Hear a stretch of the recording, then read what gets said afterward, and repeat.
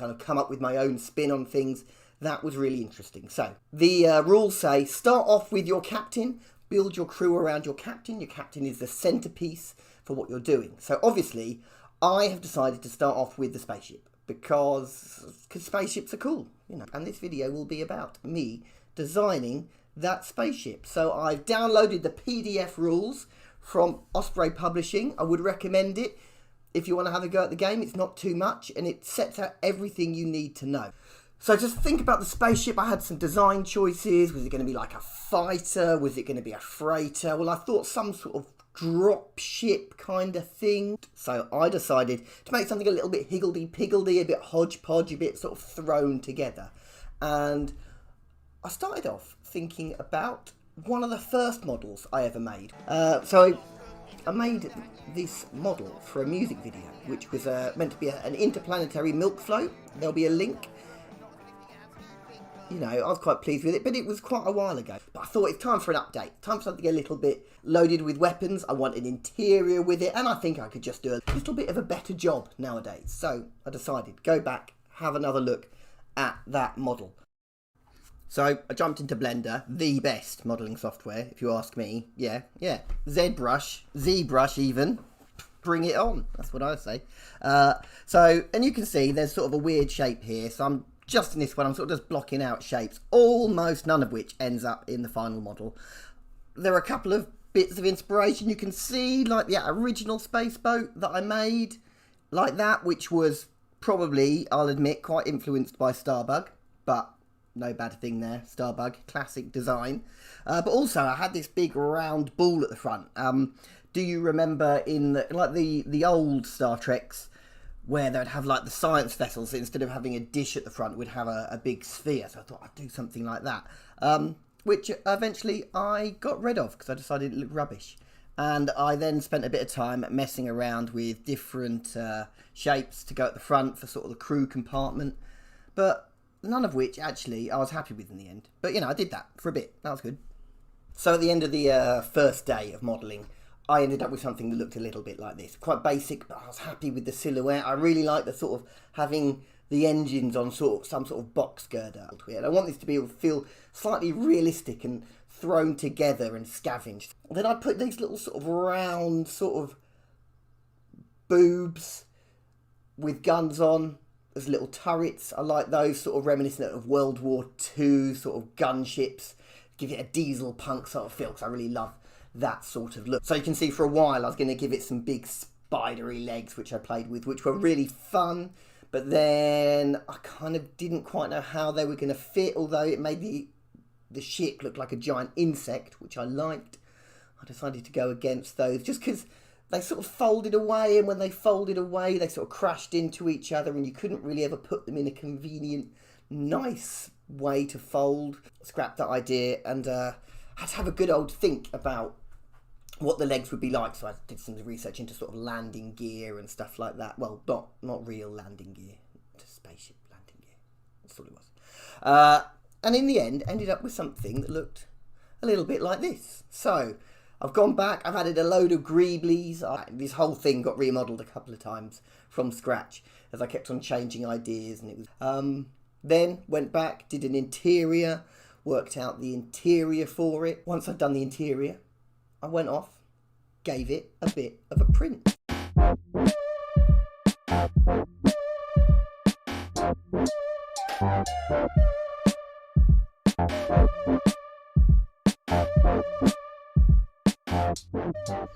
This is it. This is what it came out as. This is the test print I've done, the first one. I did this on my Elegoo Saturn, so it's one of the larger form resin printers. There will be a version, I will cut it up so that you can get a version on the smaller, like the Mars or the Photon or something like that, on the smaller resin printers, but it should do FDM as well. Test print on my Ender as well to see what it comes out like, but hopefully, because it will print with all the various little accessories, legs, arms, guns, come off, and then print like that, comes off quite well, hopefully. I mean, it's a fair size. It's not an afternoon's worth of printing, but you do get a whole spaceship out of it. So we've got the mini guns around the edge, we've got the big turret at the top, which I'll show you, which moves around, comes off, so you can have a little view inside as well. But also, if you really want access, the whole lot comes with little magnet holes, so we can magnetise it all together. Enough room for a crew of 10, admittedly with the smaller bases. So it all goes in there. I'm quite pleased with it. Got the miniguns, got the engines, came out really nice. They will be split up in different ways depending on how you print it. But also at the back we have a little tailgate or rear door which opens and closes. None of this at all is useful for the game of Stargrave. I mean, there's not really a reason for it, but spaceships are cool. So definitely, I mean, it does seem people, to be fair, are getting on board with the spaceships. I'm on board with the spaceships. I think the spaceships, there needs to be more spaceships. I mean, you know, you've got your crew, they need their transport. This then leads me on to my next question, which is exactly what is going to be in my crew. Who's my captain going to be?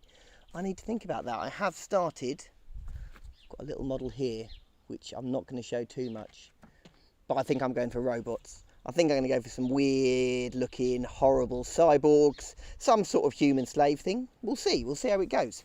Who knows? Spaceship.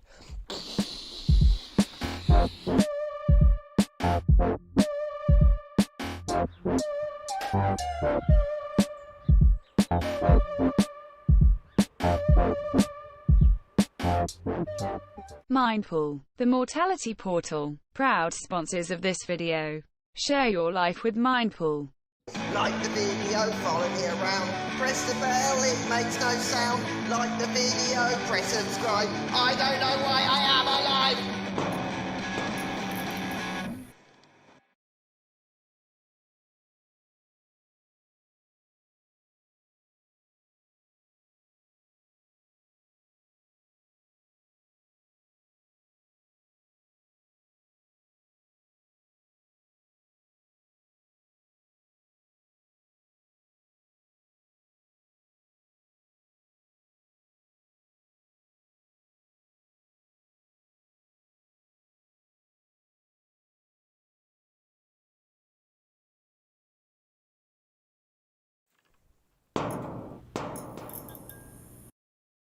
Hello. So recently there's been fairly recently, there's been a game published called Stargrave, which looks pretty good. I've been quite interested in it. This game really interested me because it's a science fiction game. It's by Osprey Publishing. It seems really, really good because although they publish a rule book, they do have a deal with a miniature supplier. They've left it really open for players to create their own miniatures, to create their own crews, their own captains, and their own spaceships as well. So that seemed like a really fun thing to get involved in. But this game, it's much more, it seems to me, kind of closer to an open world. You can make your choices, you can design whatever you like, and that part of it really interested me. As someone that likes to design and make stuff and kind of come up with my own spin on things, that was really interesting. So the rules say, start off with your captain, build your crew around your captain. Your captain is the centerpiece for what you're doing. So obviously I have decided to start off with the spaceship because spaceships are cool, you know, and this video will be about me designing that spaceship. So I've downloaded the PDF rules from Osprey Publishing. I would recommend it if you want to have a go at the game. It's not too much and it sets out everything you need to know.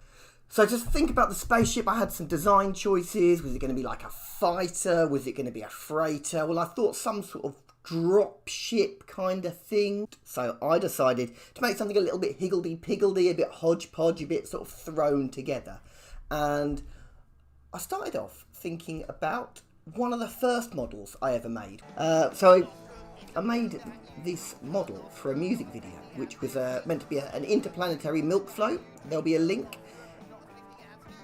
You know, I was quite pleased with it, but it was quite a while ago. But I thought it's time for an update. Time for something a little bit loaded with weapons. I want an interior with it, and I think I could just do a little bit of a better job nowadays. So I decided, go back, have another look at that model.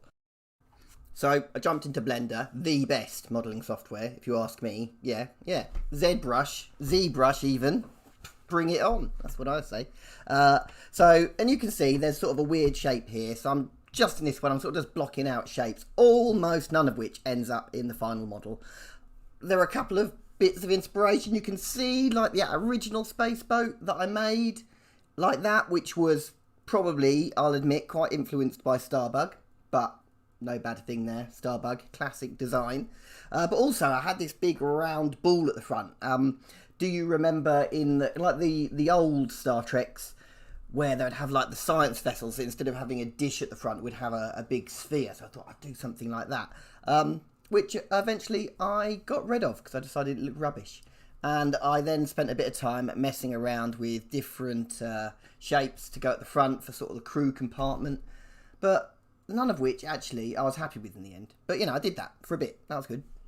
So at the end of the first day of modelling, I ended up with something that looked a little bit like this. Quite basic, but I was happy with the silhouette. I really like the sort of having the engines on some sort of box girder. And I want this to be able to feel slightly realistic and thrown together and scavenged. Then I put these little sort of round sort of boobs with guns on as little turrets. I like those, sort of reminiscent of World War II sort of gunships. Give it a diesel punk sort of feel, because I really love that sort of look. So you can see for a while I was going to give it some big spidery legs, which I played with, which were really fun, but then I kind of didn't quite know how they were going to fit, although it made the ship look like a giant insect, which I liked. I decided to go against those just because they sort of folded away, and when they folded away they sort of crashed into each other, and you couldn't really ever put them in a convenient, nice way to fold. Scrapped that idea and had to have a good old think about what the legs would be like. So I did some research into sort of landing gear and stuff like that. Well, not real landing gear, just spaceship landing gear. That's what it was. And in the end, ended up with something that looked a little bit like this. So I've gone back, I've added a load of greeblies. This whole thing got remodelled a couple of times from scratch as I kept on changing ideas, and it was then went back, did an interior, worked out the interior for it. Once I'd done the interior, I went off, gave it a bit of a print.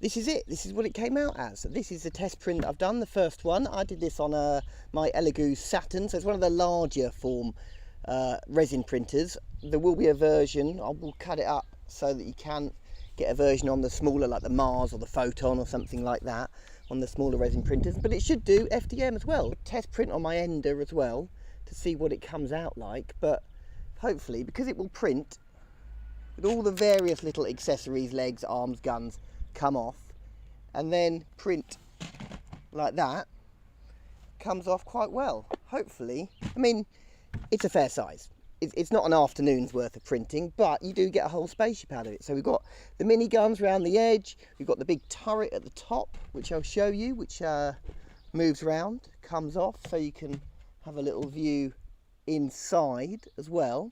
But also, if you really want access, the whole lot comes with little magnet holes, so we can magnetise it all together.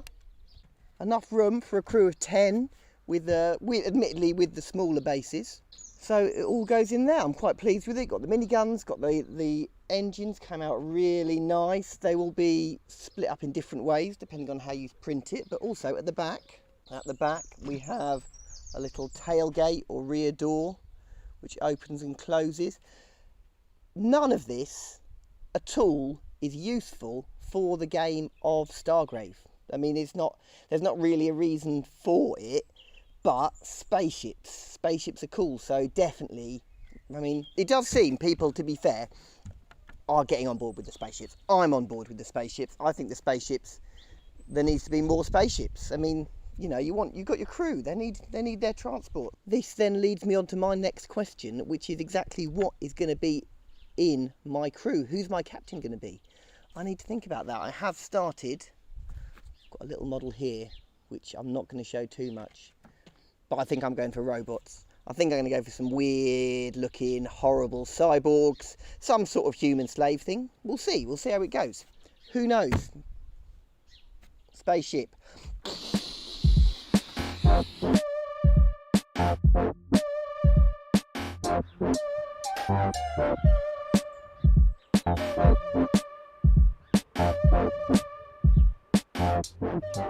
Mindpool, the mortality portal, proud sponsors of this video. Share your life with Mindpool. Like the video, follow me around. Press the bell, it makes no sound. Like the video, press subscribe. I don't know why I am alive.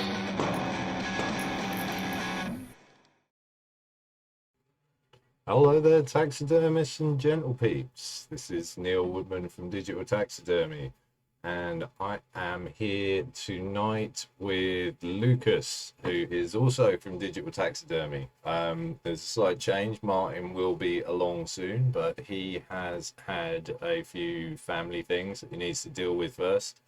And we will then be getting on with the second part of our Artillery Hornet test and review, as well as looking at our first what does it take to get under the hot end filament tests.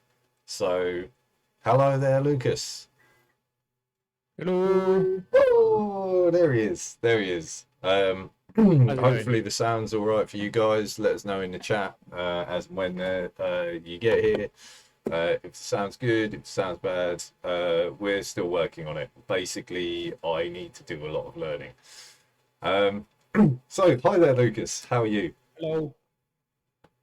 I'm all right, thank you. How are you? Yeah. Keeping busy. Of course.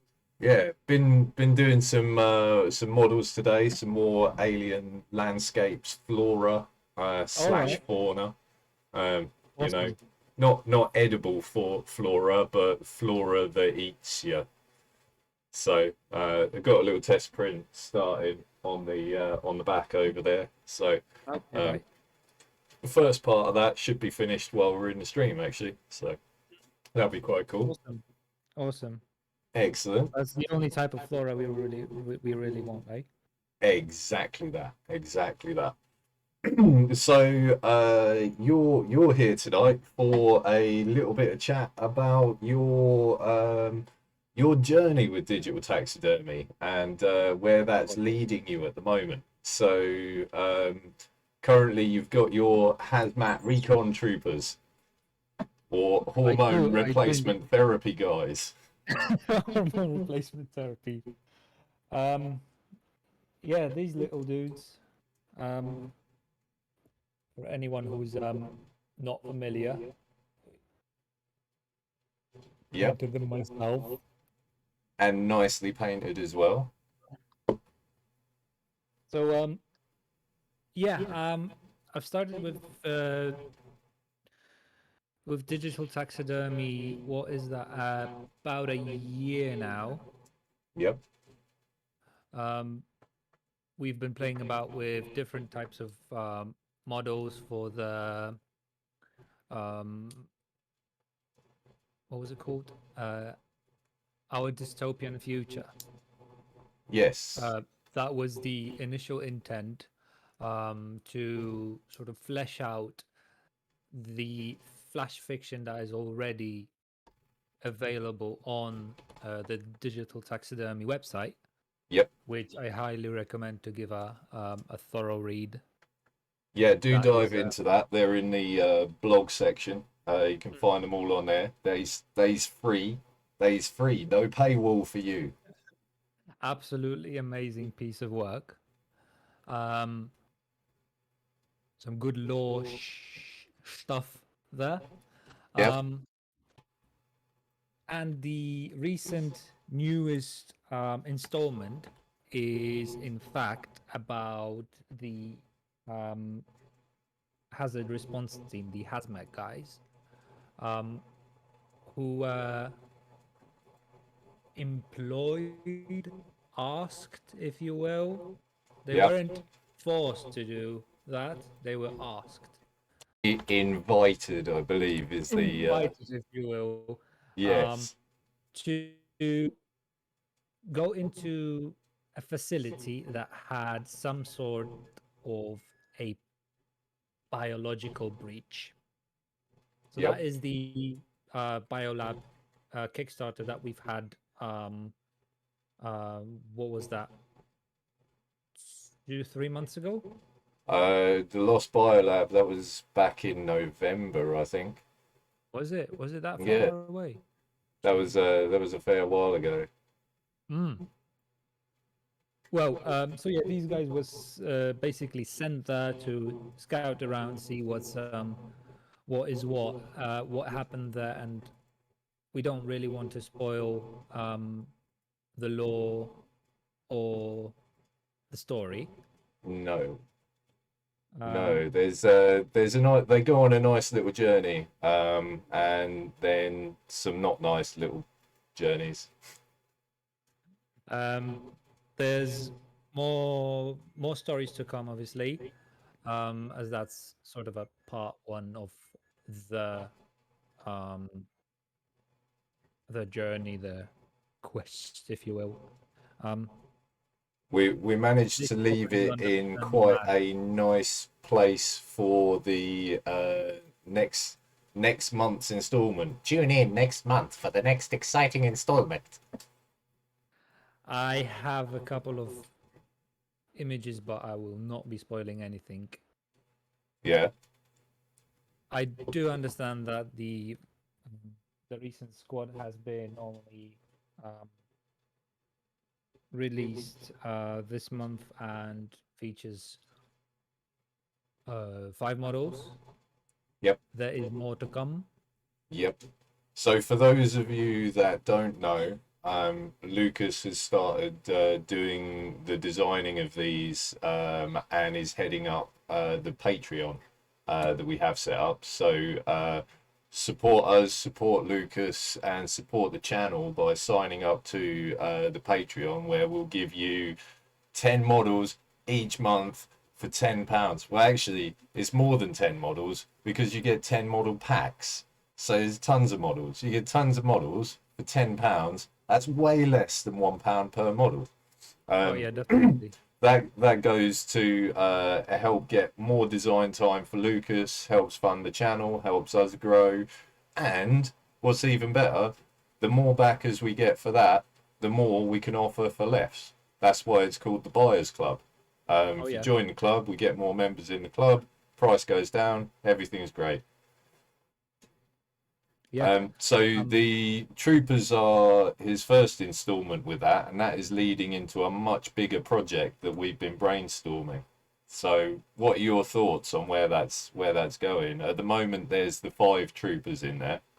Yeah, there's the 5 troopers, which I'm not entirely fully happy about the number or amount, but then again, life gets in the way, and jobs and stuff and things. But Absolutely. there are way more in the works. Um, in fact, the next installment will, I dare to say, bring about uh, at least 10 models as opposed to Nice. those 5. So I'm trying to build up a And fairly are decent they going to package. be more of the same, or are they going to be well? I can't say. Keeps the cards Um, close to his chest. sorry, I need to shoot off for a second because that oven's gonna drive me crazy. Okay, So no be right worries, back. no worries. Um, So there we go. He'll be back in just a second. We are planning a lot of interesting stuff. The Buyers Club itself is going through a little bit of a shake-up since Lucas has taken it over. And we're revamping the way that it operates. We might be setting up some more tiers, which will give you different options for how much you want to put in versus how much comes out of it. Um, but the plan on these troopers is to expand eventually to create a full army, and with that army to effectively give you a fighting force that you can substitute for lots of different lots of your favorite sci-fi gaming settings. um, so you'll be able to use them as substitutes for things like the Imperial Guard. They'll be great for things like Stargrave crews, Judge Dredd, that sort of thing. I don't know, you name it. They'll be quite versatile. And the handy thing is, Lucas is offering a lot of polls and surveys to get information from the backers to find out if there's anything specific they want. So he might be able to incorporate that in his journey. Yeah, that was actually one of the first polls we've done on Patreon. The Patreon backers decided whether or not that is supposed to be a human model, or is it supposed to be a beast or a creature. So there were a couple of those going around, and the feedback on that was fantastic. I was not expecting all of the backers to actually get in that and have their say. So this is what Nice. prompted us to start off with the human models. As you said, we are in one way or another trying to get to a point where we have enough squads to call it the DT army. Yeah. So if you imagine a regular type army in your tabletop games, be it from World War II or up to Warhammer 40k or whatever, Yeah. you have different types of infantry, different squads, Lydia, brain fart, light, medium, heavy. Yep. So at some point, that is definitely something that we will be releasing. Yep. Heading towards. Yeah, you got to start off somewhere. So I thought, why not start at someone who will be, in terms of lore, easily deployable as the first strike team, but set in our dystopian future setting. Yeah. So light armored first response. Hmm. Get in there, cause a ruckus. And also, because they technically supplement the whole biolab idea, we were brainstorming how to make them fit in that particular setting. So if you have a look at that model,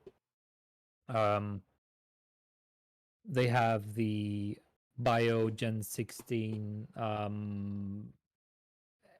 air filters and whatnot. Yep. They've got Yep. two huge tanks on their backs with oxygen filters, and all that malarkey that makes them resistant to the harshest environments. In fact, if you would also have a look at the model, um, they're kind of in a onesie, Yeah. only clad with a light type of armor. So Yep. just for them to fit in the harsh environment type of setting, Yep. we just wanted them to look cool but also serve a purpose. Yes, yeah. So it's not just putting details on for the sake of details. It's like, what does this actually do for them? Definitely.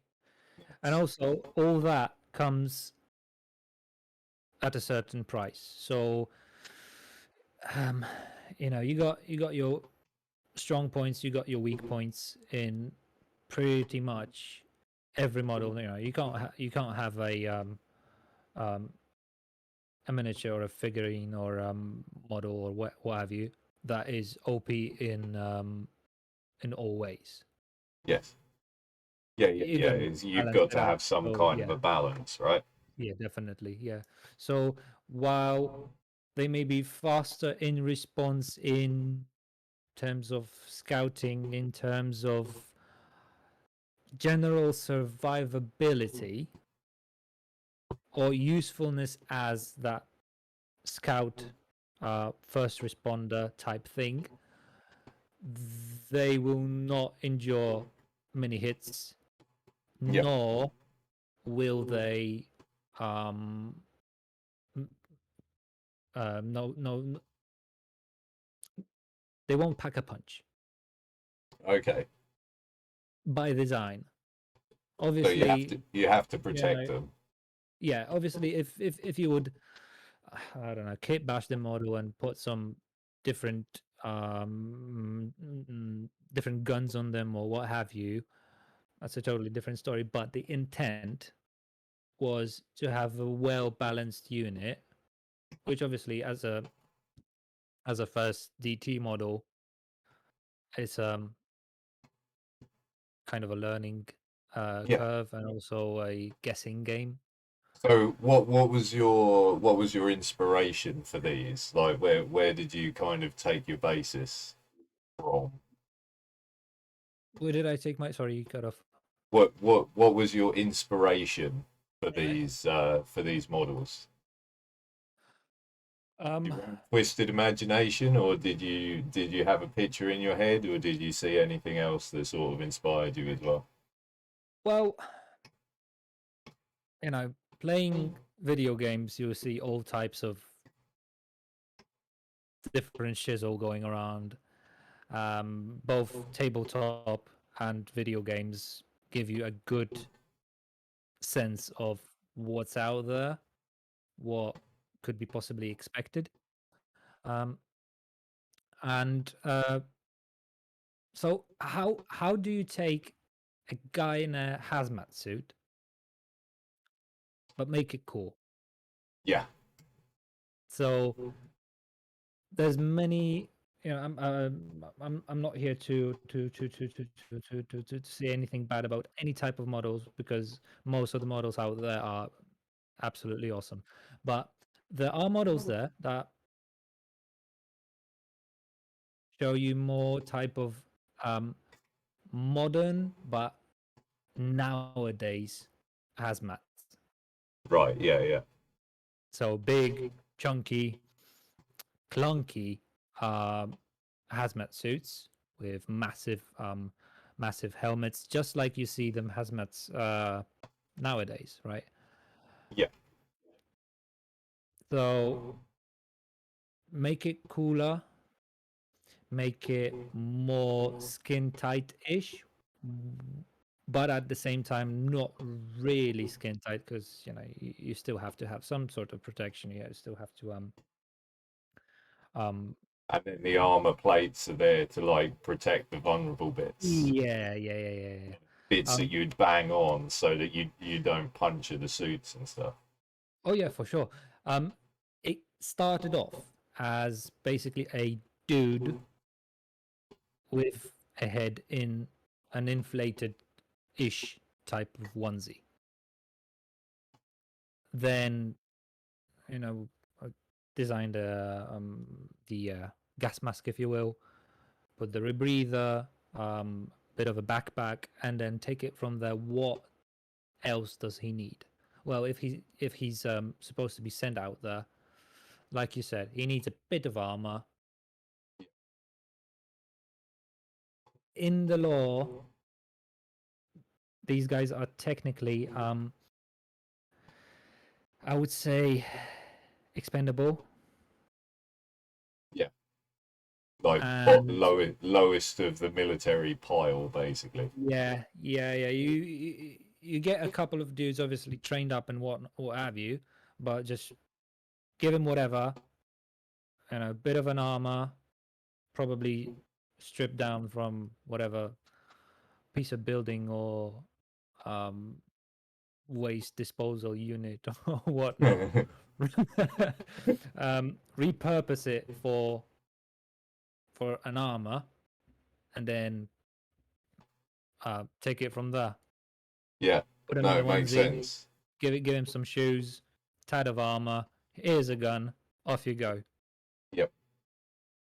Nice. Yeah. No, I like it. So, obviously you've made a couple of things for us before. There's been a couple of little projects that we've done, including the Madcap MiGs model. But these are the first ones that you've really done for release as STLs to the general public. There been any sort of challenges that you found yourself banging your head against the desk to try and solve over this one? Yeah, because Madcap Migs was a one-off type thing. He was designed to look in a very, very particular way. So basically, it was posed Yep. while he was being made. Yep. Now, because of reusability of the model in an army, Yep. you have to make sure that you've got a good base mesh you Yeah. can work from, and then start posing that up, cleaning it up, and make it printable. Yes. Yeah. Now, Making it all a single body, like. yeah, that's another challenge, and this is something that we could go through at some point, or I could make a video about that, how to fix your models. I'm sure the Uh, kids out in TV land would like to hear a little bit, see a little bit about your creative process. I mean, there's many ways to skin a cat, right? Yes. I found a good workflow that works for me. Obviously, it might not work for everybody. How to close up the holes, because if I can go into a bit more detail for anyone who's been making miniatures, anyone starting off potentially knows that if you would want to make a skin tight type of um, piece of armor, you Yep. could take a part of the body, copy it, duplicate it, inflate it, and boom, you're done. Which is not exactly the case every time, because Yep. sometimes things go wrong. And even if you have a look at your 3D modeling software, be it Blender or ZBrush or anything else that you would use for modeling, Yep. there are things that you won't really be able to see sometimes, not always, until you slice that model. Yes. So Yeah. Exactly. There's always some analysis you've got to do. I mean, that's something that we have to do a lot of. You never really find those errors, and you get your eye in eventually, and you know yeah, what to look out for. So hopefully you can catch them before they become a problem. yeah, But it's a big thing. Is just learning that process of like how do you make that final model exactly as it's meant to be. yeah. Yep. So this is something that um that was the most challenging part of that particular model, which was not the case for Mm. Madcap Mix.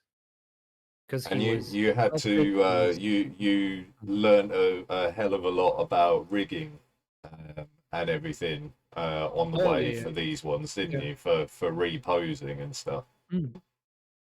There's a couple of um different ways you can pose a model. You can cut it up, reorient it in your modeling software, and put it back together. Fix it up. Yep.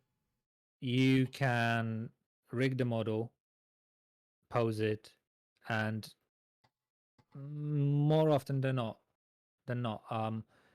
after posing the model, there will be some sort of artifacts that will need to be cleaned up in post. Now, another thing is, do you want to pose your model with, say, the armor? Yep. Do you want to make that one model, one mesh, and pose it? Or do you want to pose your base mesh, your dude in a suit, plonk that armor in places where you think would fit, Yep. or go even deeper, rig your base mesh, rig your equipment or accessories separately, Yep. so that they move all together with your model. There's, as I said, there's many different ways to skin a cat. Whichever works for anyone, and also whichever way works best, fastest, with the best results for a particular model. Yes.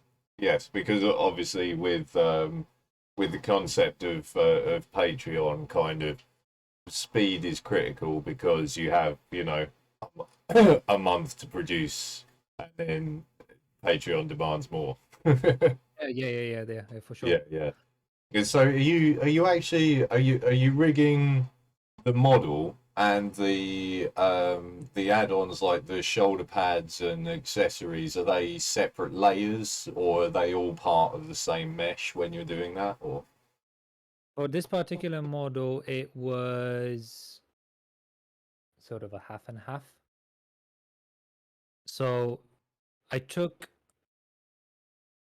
the finished mesh, exported it as one, yep, rigged that up to a point where it looks good, yep, and then I took the detailed and non-deformed originals of each shoulder pad or bit of his armor vest, uh, then plunk that onto him, right, okay, and just to fix up the areas that were very very distorted or problematic, if you will.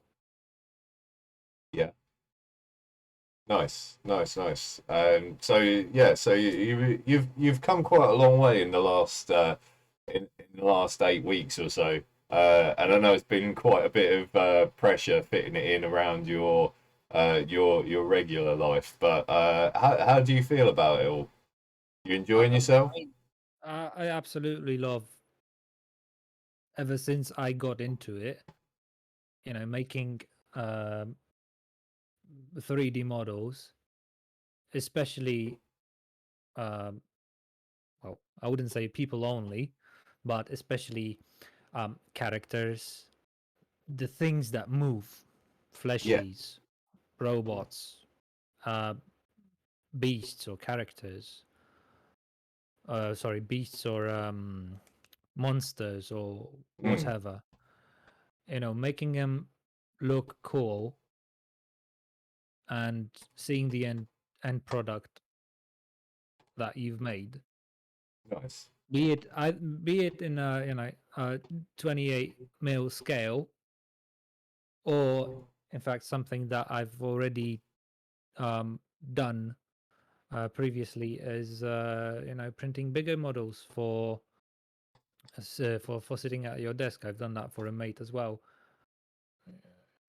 Seeing that on someone's desk, painted, Yeah. airbrushed, or anything like that, just standing there, and that they didn't just went to whatever eBay, AliExpress, God forbid, Wish, things like that, where they can get figures cheap and really bad looking sometimes. Uh, is the fact that you made it Mm. from Yeah. scratch. It looks cool. It's there. You made it from nothing, from Yes. scratch, and It's it's something that possibly could have. unlocking your creative potential. Yeah, yeah. And looking at things like that, you can't stop but to compare that to what you've seen in different types of media, be it CGI films or video games or other tabletop games or in other type of media, comic books, stuff like that. And then you think, yeah, at one point you start comparing that, where does it sit? Does it look cool enough? Does it this or does it that? Does it that? But at the same time, you look at it and it's like, yeah, it looks as if there was a company out there who made something like that, and it could have quite possibly looked something like that. Yeah. It's just that, or maybe it's just the magic of 3D printing and making the models from nothing, Yep. or even if it's kit bashing. When you make a figurine out of a couple of or any type of model, really, vehicle or anything, um, from different parts where you found somewhere, making it look totally different than it did in the beginning. And Absolutely. this is something that you could possibly see on many modeling groups on Reddit or forums, Facebook or whatnot. People doing that sort of thing, and making spaceships out of shoebox, Yeah. making spaceships out of pot There noodle. was there was something I saw today on my Facebook feed. I was scrolling, and I was like, "That's a cool spaceship." Yeah, It was a polystyrene insert from a box packing foam. It was I've seen literally that. just Yeah, ribbed and that big spaceship hunk shape. of big hunk of polystyrene. Yeah, And yeah, the first thing that came to my mind is also the same thing that someone already commented. This is the massive mining ship from Eve. I'm like, yep, yep, yep, I'm seeing that as well. First thing, and then making a vehicle. Was it a spaceship or was it a something else? I'm not sure. I'm mostly a sci-fi spaceship type of guy. Um, so this is something that catches my eye first thing. Um, I think it was a spaceship made out of a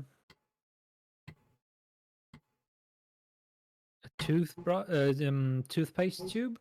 all right, yeah, Yeah, something like that.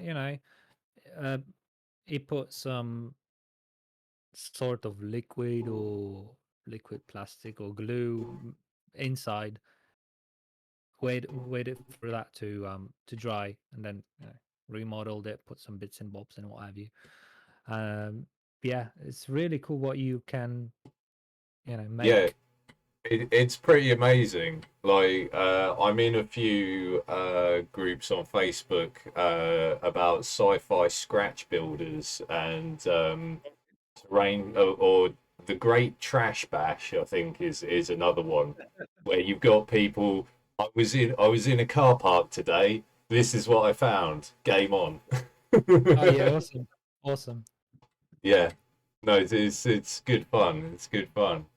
Um, I mean, yeah. Once you unleash your creative beast, you can make stuff out of things that you would have never thought. mm. So, what programs are you using?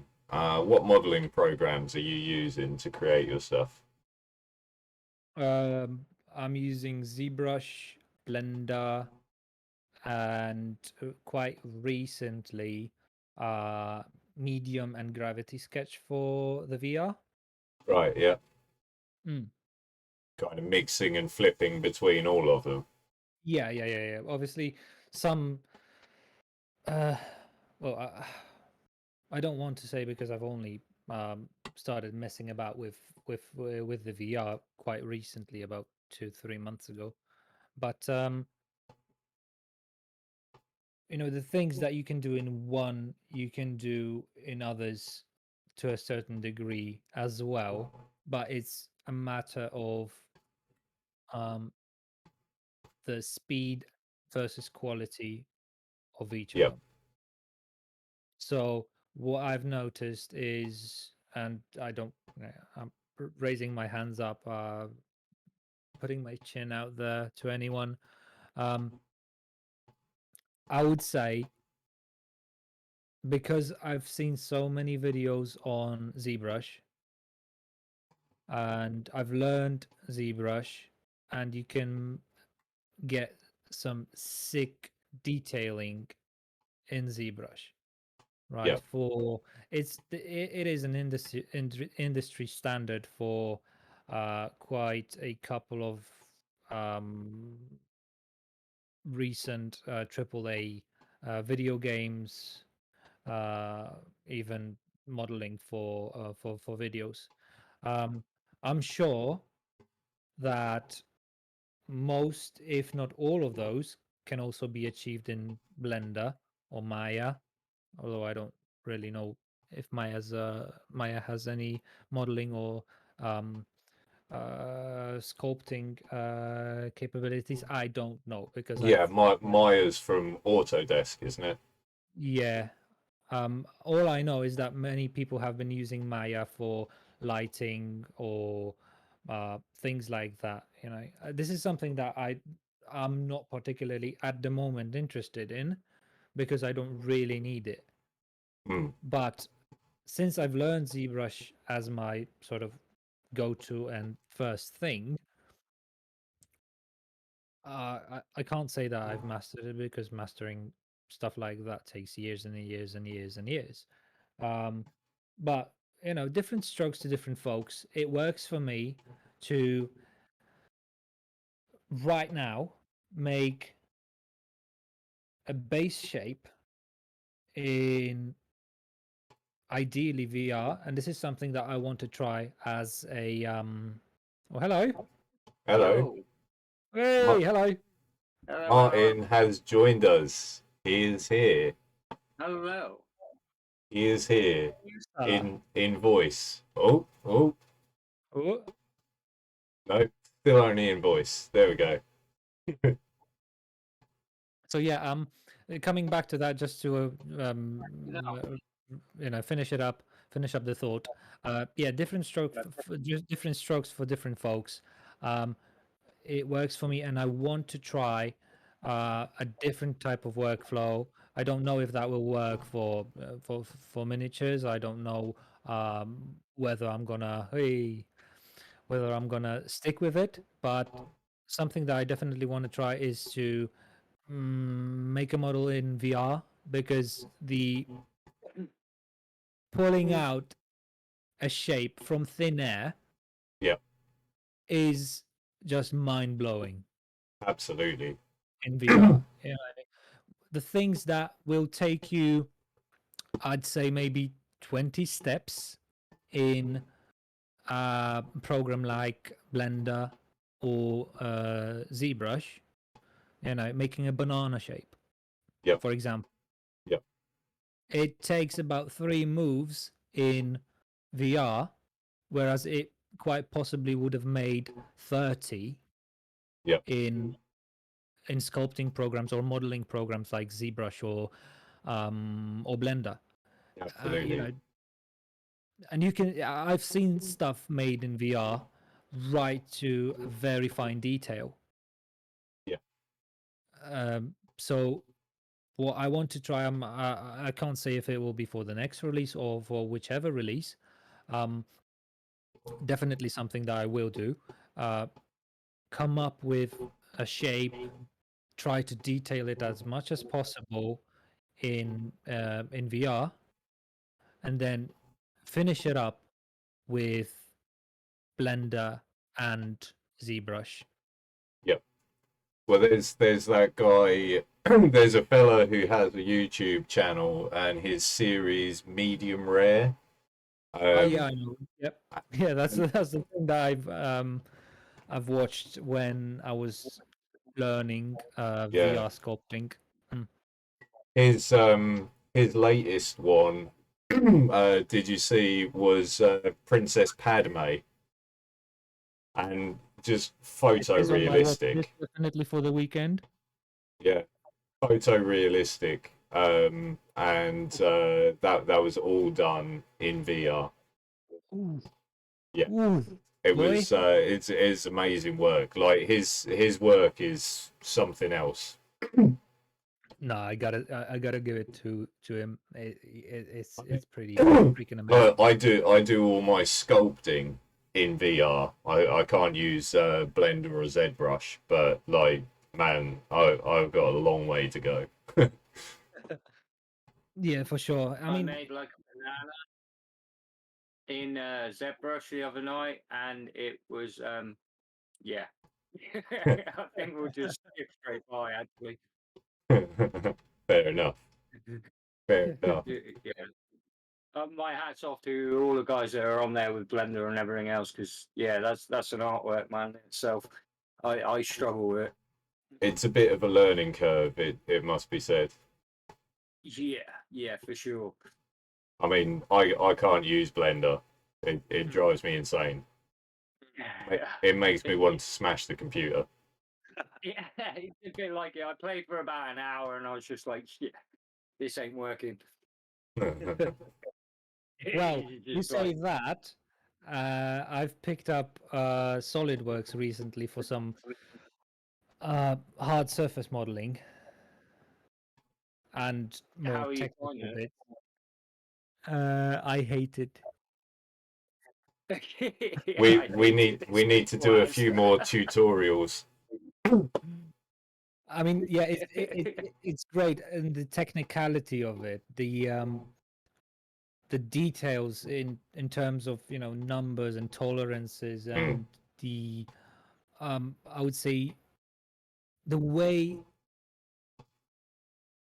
in which it is exact and specific is something that definitely allured me to it. And I've seen dudes making PC fans in SolidWorks in about, what was that, 30 minutes or less. Pulling out shapes, making it fit this and that and the other with that sort of space in between the fan blade and the housing. Yeah, Absolutely. this is something that allured me towards SolidWorks or CAD software. But this guy here said, yeah, go for SolidWorks. Matt is actually very good. He said, I want to give it a go. He's regretting it now, but we'll get there. We'll get there. We'll run through some tutorials. Like it won't take long, but it's a completely different way of looking at things. Yeah, Completely different way of looking at design. Because it's not, it doesn't work off of primitives and booleans. So you don't just put a shape in and move it around and this, that, and the other. You've got to plan what you're doing beforehand. Exactly. Matt in our room at the moment, he's actually not too bad at technical design. He's quite good with the likes of CAD. Yeah. He's not. It's well, I've used it for 15 years. If I'm not good at it, then I've probably been doing the wrong thing. You know, Start again. Come I on. mean, if you can't pick it up in that length of time, you should probably just give up. Time to go home. Yeah.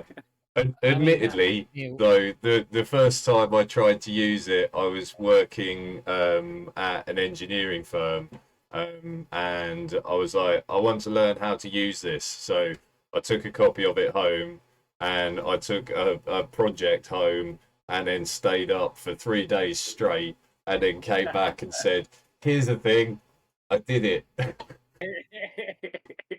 And they're like, yeah, okay, great, start again. It's not that we needed. Yeah, no, I mean, like it wasn't necessary at all. Like basically, they were doing an exhibition stand, and I was like, okay, I'll do a 3D plan of the exhibition stand. There was no use for it other than the fact that I would learn how to use the program. Yeah, sure. But I came back and here you go, 3D exhibition stand. I need to sleep now. See you later. I did manage to make a 28 millimeter, a 32 millimeter round and hexagonal base for a mini. Get on, it's a good start. Get in there. Get Most in there. important number. I Yeah. wasn't able to replicate any thing that I've made with Blender and ZBrush, but No, I- how come? that'll come hopefully. I think, to be fair, the two are mutually exclusive. Like you're not going to be able to. I do a lot. Like I'll create base shapes in SolidWorks or CAD programs, and then migrate them the base forms to do sculpting later, because there's just stuff that unless you're super pro, like super mega pro, you're just not going to be able to do it. Like this, actually. Like This this. is the latest thing, hot off the press. So started off with the base form, which is this dice tower. So It got kind of, dice when you tower. first picked that up, I suddenly thought Whee! Mario tubes. Sorry. Mario tubes, yeah. Yeah, instantly when you picked that up, then I thought, oh wow, he's got Mario tubes. Yeah. And then I took that into medium, and you can see in there sculpted in like the lines for the water, the outflow, put the barrels in there, and just sort of messed it about. And then in the tops here is the water spiraling down, way as it empties. Like it, that'd be quite cool to paint. But you use CAD to get the shapes and to get these to fit together properly, and be accurate, and then take it into medium. And actually, what I did with these ones was I didn't export the base features back out. I only exported the sculpts and then integrated them in 3D Builder. Right. Okay. That way, medium didn't mess with the tolerances. And I did the same with the bunker entrance I did the other week. So because it was a print in place part, and the bits that joined together I wanted to make sure didn't change in dimension, I did the sculpting as a separate piece and then joined them afterwards.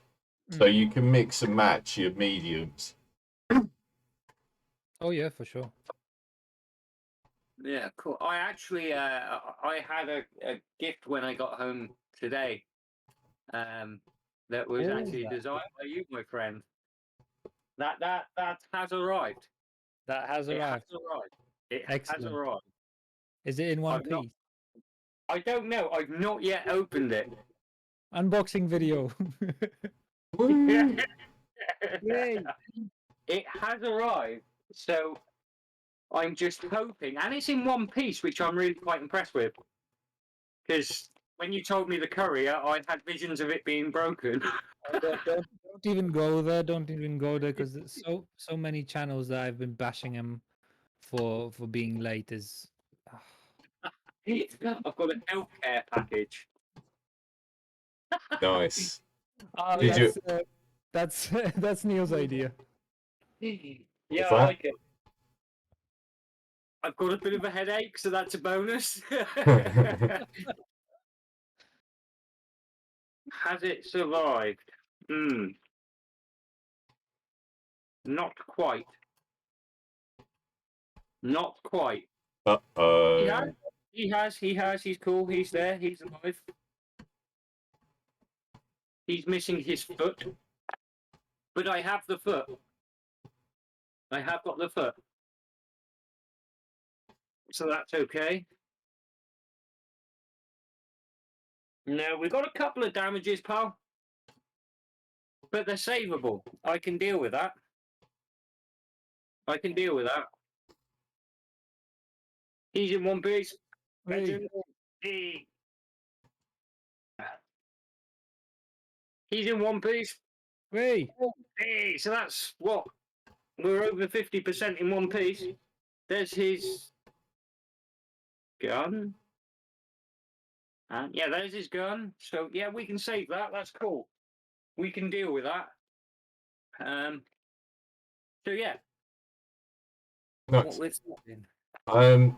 So we've got Mattermost 95 is here. He's joined us. Oh, these are going to be fun to paint. I like Looking it. good. I like it. Oh, these are definitely going to be fun to paint. That's cool. I like that. That is epic. I love that. That's cool as hell. Nice. Yeah. Yep. Yep. Got me one of those as well. Yeah, boy. Boy. Yeah, no, these are going to be fun to paint. I'm looking forward to them. You've done actually a cracking job on them. Thank you. No, they are cool. Anybody wanting to get their hands on them, they are going to be on Digital Taxidermy, aren't they? Surely. They're on the Buyers Club Patreon at the moment. They will be coming to all subscribers at the end of the month. Links in the description. Check it out. Hey. Pow, pow, pow, pow, pow, pow. Go on. Yep. Get Join the on them. Buyers Club. Anybody- Help us make it grow. Bring the prices down. The more you turn up, the more the prices will drop. There we go. I tell you, actually, anybody who wants them, who gets hold of these, I tell you what, they are class. I really like them. There's some awesome detail in them. And it doesn't really show on my camera because I'm still on my crap top camera, which is The really man annoying. from the hot end, he say yes. But Yes. Oh, next week we will have a webcam. I just haven't physically had time to set it up today, which is quite gutting. But nice. from next week, I promise we will have a proper webcam and it will be a little bit better than it is now. Nice. But yeah, definitely dive on these. Don't even think twice. Don't hesitate. Jump over. Spend your cash. We don't mind how much you want to spend. Spend even more if you like, and get on these because they are cool. Yep. Like we said at the start, is check out the blog post.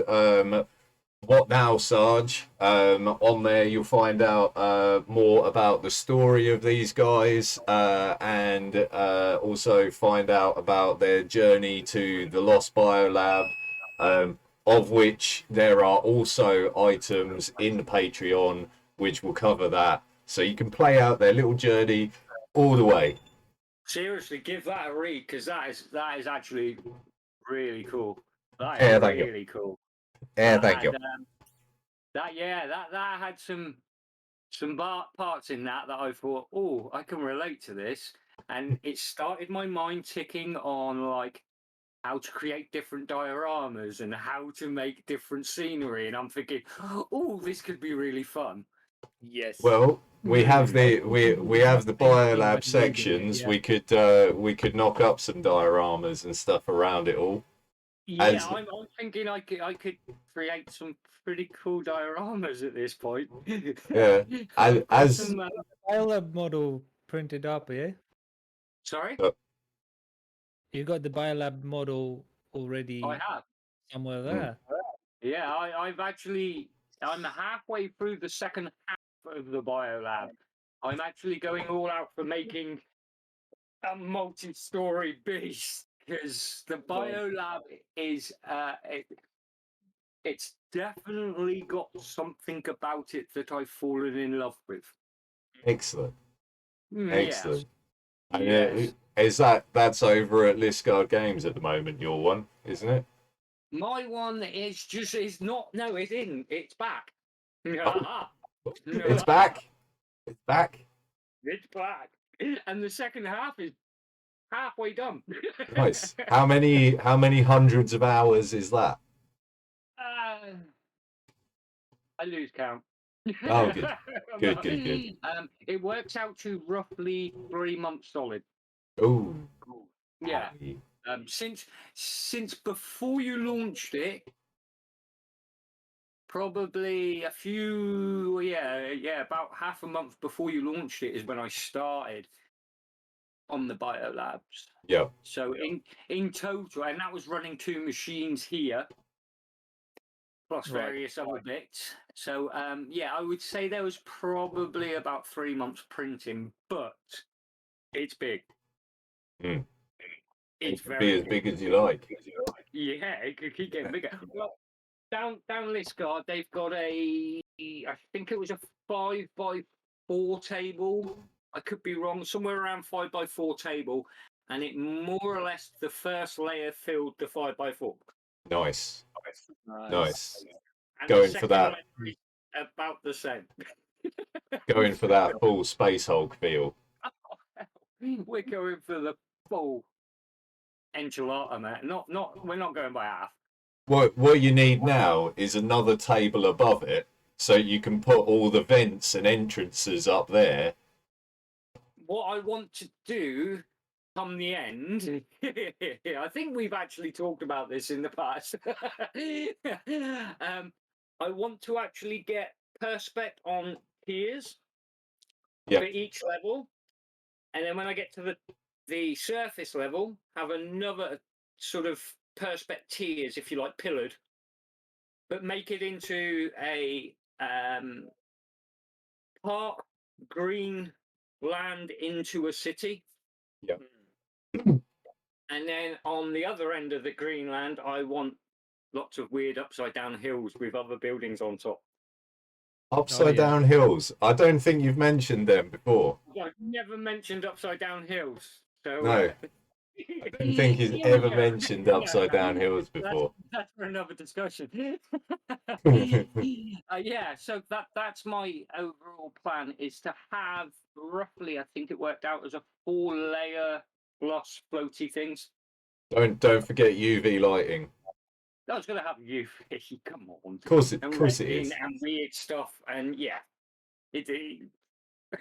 Why go, Nice. Why go by half? We may as well go full bore. I can't wait to see it. Same. Yeah, it's going to be a long time. I can't physically do it where I'm at the minute. Coming soon, TM. Yeah. Yeah. Yeah. To be determined at the minute. Nice. So, Martin, how are you? I'm yeah. It's been a frantic week. A seriously frantic week. Yeah. You have all sorts of news and things. I have lots of news. Yeah. Where do we start? Don't know. Hang on, two seconds. Lucas, are you hanging about, or did you want to jet off, or did you want to stay around, or what's your plan? I can stay around for a couple of more minutes, yeah? Yeah. Feel free, man. Just let us know if you head out, and then I can flip the screens around so it looks semi-professional. Yeah. Sure. Yeah. Sweet. Nice one. Back. Thanks. I'll just pop out for a couple of seconds, and I'll be right back. Okay. Cool. Ooh. Well, if you stay in the room, then that's all good. Nice. Yeah. So, yeah, I suppose we should start by introducing the Artillery Hornet. The Second- artillery. Second half of the review Looks and like test, artillery. and the premiere of Can You End the Ender? Well, this is what I mean. Everything's been a bit exciting this week. It's all been all over the place. There's Nice. been up, downs, tears, pretty much everything you can think of. Wow. But we're on top now. We're all good. We're here. You Woohoo! lovely folk. You lucky peoples. Lucky people. And, you know, where else would you rather be on your Thursday night? Well, exactly. Other than Exactly. chilling. Right, so yeah, we done our first live unbox with the artillery, which we got all excited about. We did. It was like, oh, this is nice and shiny and yellow, and it started really well. Yep. It went really well. It went together lovely. It did. Ticked a lot of boxes. Yep. And then we put a power cable to it. Yes. And it didn't play. It did not. It did not. We got blue screen. So last week, majority of last week was spent communicating with Artillery to try and solve the issue. And I must admit, they were fantastic. I'll give them their due. They worked really hard. They went over, have you tried this? Have you done that? Have you... all the standard stuff. Then they passed me to their tech. And their tech went through flashing firmware, which we'd already tried. But we went down and done it his way. And that didn't work either. Yay! So we managed to kill the first Hornet in the UK, probably. Nice. Yeah, what a champion. So, Murder Hornets. yeah, we squatted a Hornet. Anyway, after a lot of back and forth and after sort of exhausting all the options to us, they actually sent out another Hornet, which, believe it or not, arrived Friday after our last live. Excellent. Perfect timing. Perfect timing. Couldn't have planned it better. No, exactly. So I went through and I done the same thing we done last time, really. Build it. Yep. I built it and I decided to do a test print. Yep. Right. What was on the card? I thought, let's start with what it's meant to do. Yep. And damn, is this thing fast. We've got the video showing on there at the moment that you sent through. It's insane. I'm like, no, this cannot be the profile. Let's put the profile in Cura. Now this is where it's I wouldn't say it's a bad thing, but you've actually got to put, or certainly in the model of Cura I've got, you have to put the profile into it. They send the profile, free profiles on the stick. Yep. And you have to upload it and put it into Cura. Now, be honest, no real hardship importing it in. It's pretty simple. So I thought, right, let's slice a under the hot end test. You have to write in the start code and the finish code because everything's inverted and back to front and round the wrong way on the Hornet. Right. So there isn't a standard profile in Cura or anything. No, not currently, or not on the model I've got. Let's put it that way. Does it have a prefer? Do they prefer you to use a different slicer like Idea Maker or something? They actually put in the handbook says use Cura. Right. It will work with any slicer, but for this, we'll give you the profiles for Cura. Now, in my excitement, I totally skipped by the putting the start code in and the end code. Oh. It doesn't like it. No. It does lots of silly things and quickly. Oh. Very quickly. It's like, whoo, and before you know it, it's trying to eat the bed. The hot end is like... And yeah, it didn't like that much. So I quickly pushed stop, as you do.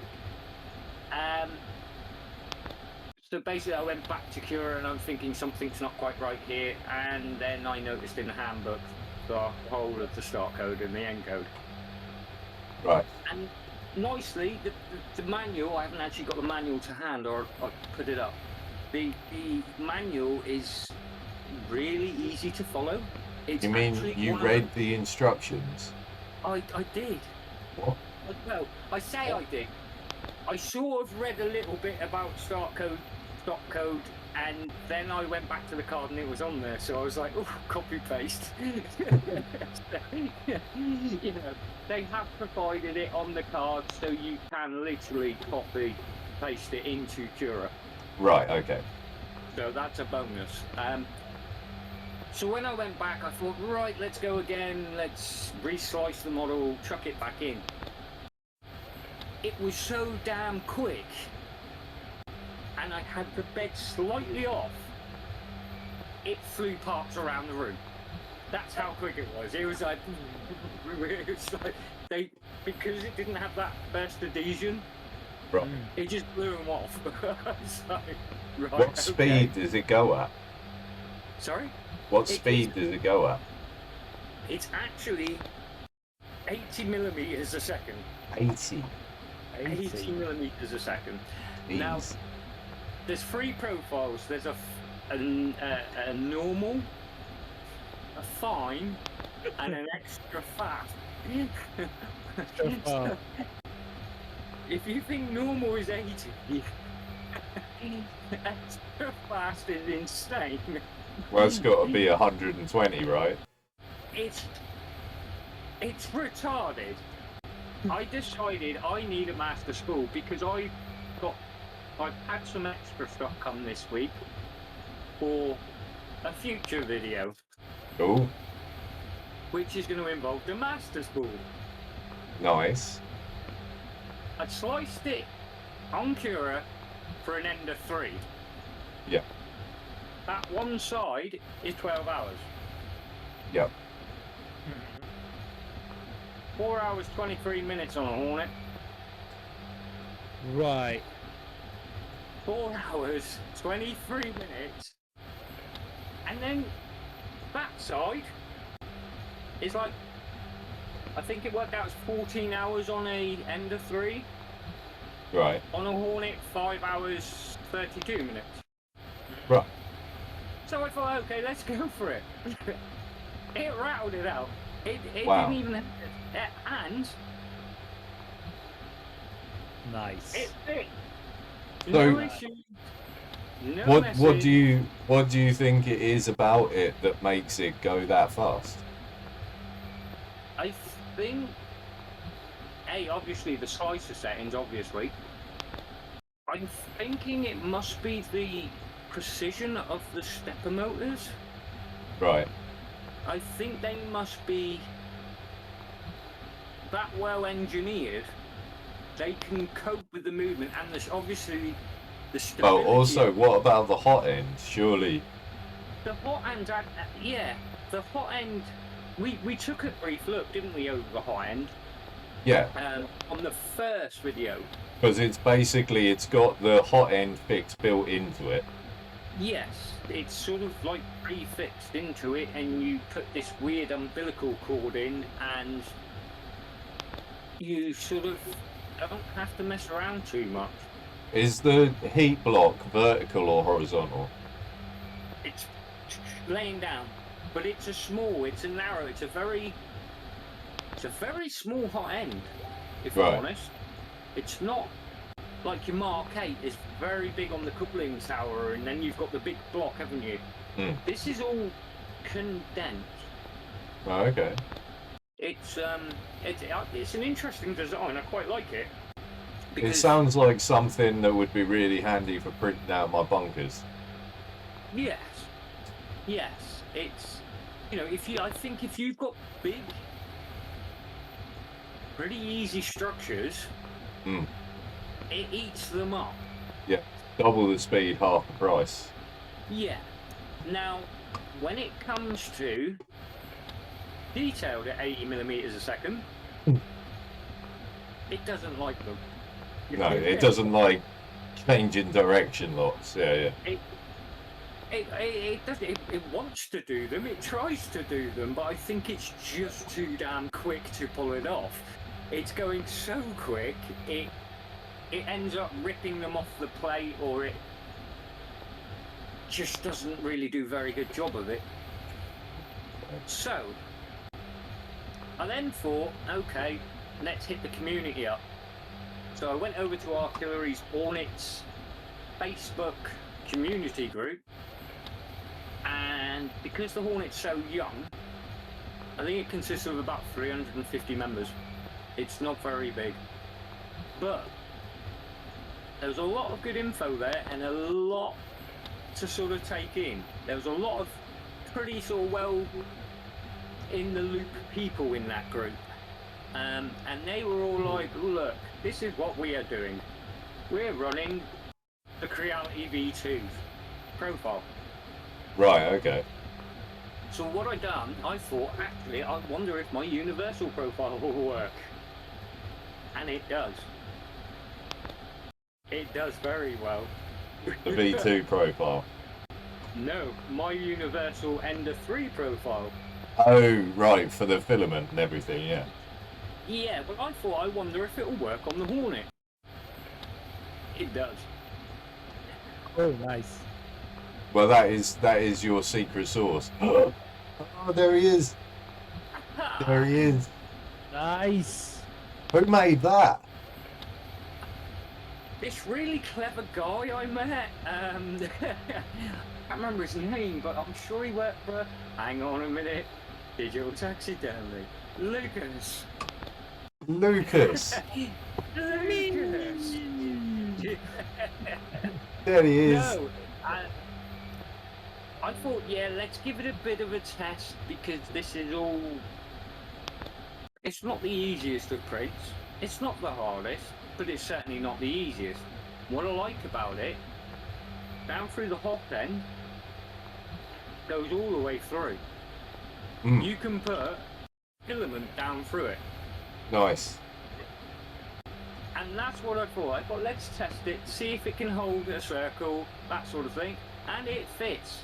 Filament straight down through. Wow. Even So how fast was that printed?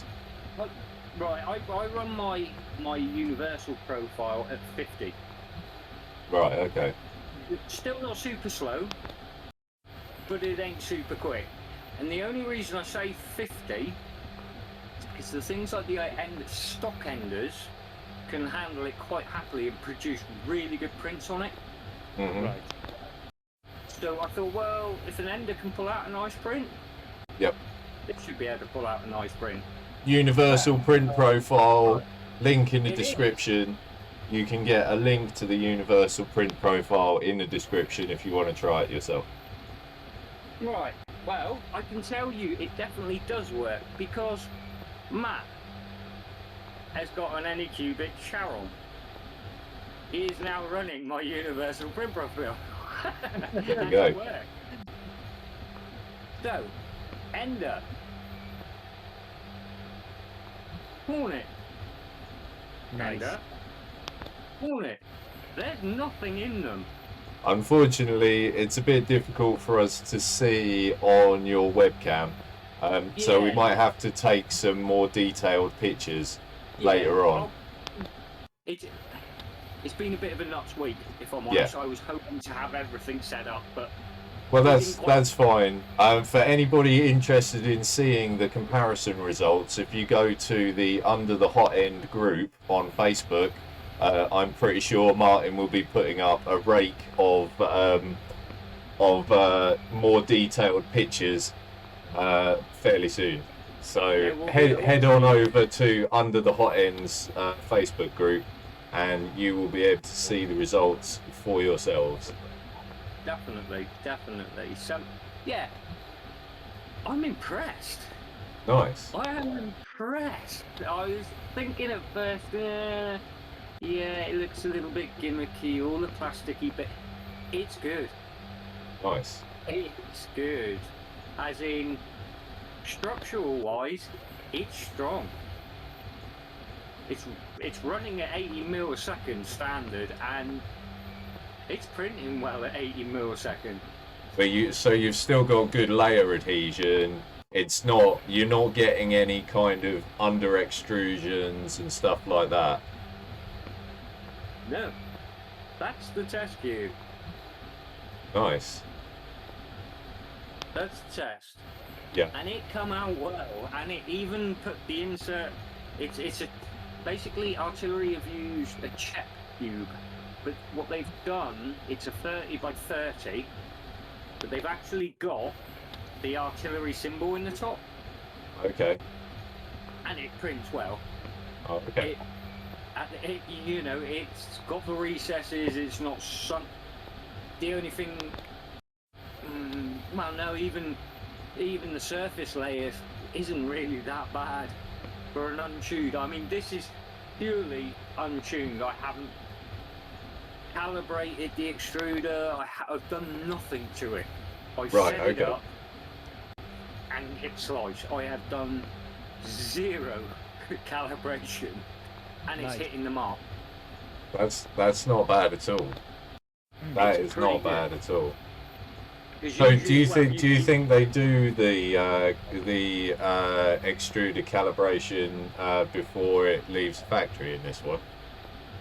I think they must do some form, because to be running at 80 mil and not to is kind of asking for trouble. Hmm. The other And- thing is calibrating the extruder with that umbilical is going to be an interesting one. Yeah, well, it's a bit Because you won't be able weird. to heat up the hot end without it attached, for starters. No, basically, all the firmware and basically any changes, if you like, to steps is done via USB to the laptop. So it's the old style of plug it in, point a face, and ask it to do something, calculate, recalculate, put in the numbers, save, and start again. Yep. So realistically, you shouldn't have to go in the extruder. You shouldn't Right, okay. have to release the umbilical because you're doing it via PC. Well, yeah, but you need to get measurements. Yeah, what you'd have to do on it, because I found this a bit strange, because it's all upside down. So you feed your filament up instead of down. You see what I mean? So the way you would have to take your measurement is there's a little tail of Bowden sticking out the extruder. You would have to work from that point back. Right. You see what I mean? Which To is measure- fine, but that doesn't necessarily make it beginner friendly. No, that's the only downside I'm not overly joyous about. Mm. The umbilical cord, it's a great system. I love it. I mean, it's so easy. You screw it in, but to have it in enclosure is a nightmare. You've got to have clearance because that Right. umbilical cord comes off. I know. Oh, okay.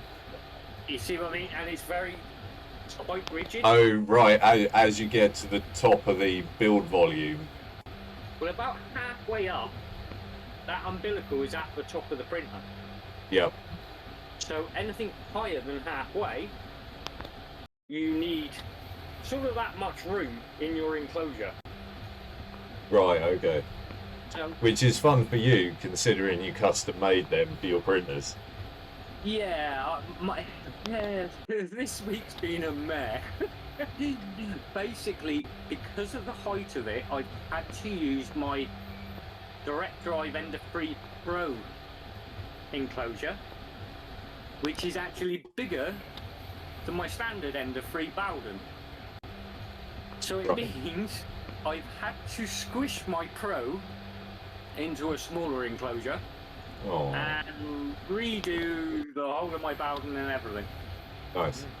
Just for Which lols. has been, yeah, taxing. I've had to make new Bowden couplings and, yeah, concoct some weird and wonderful travel. So my actual filament now goes about 1/4 mile before it hits the hot end, This. which is probably frowned upon. You know when filament comes from China, it's not meant to do that while you're printing with it. Problem is now, there's so much in Bowden tube, I'd probably reckon I have a meter in Bowden tube now. Mhm. So gauging when you're running out, yeah. Yeah. Not out. Yeah. But I mean, this is where I think you can end up causing problems, because having that much in the tube, surely you're generating more friction. I know PTFE is supposed to be low friction material, however. Yeah, you're right to a degree. If it was a normal Bowden printer, I would not do it. I'd be like, no.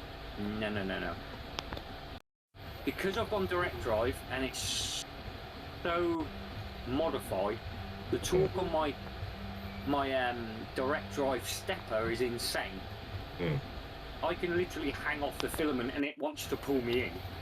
Right. It's crazy. So if it wasn't such a strong setup, then I would be like, no, we're gonna have to come up with something else. But I have printed with it. I have moved it up into the other unit. It does print pretty well still. The only thing I've actually lost a bit of Z height, Right. Okay.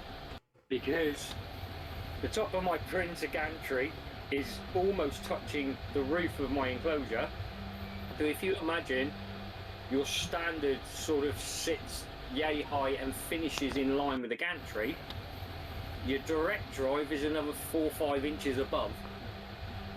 So as I come up, if I printed at 250 or whatever it is, 230, my stepper driver would actually be through the top of my enclosure.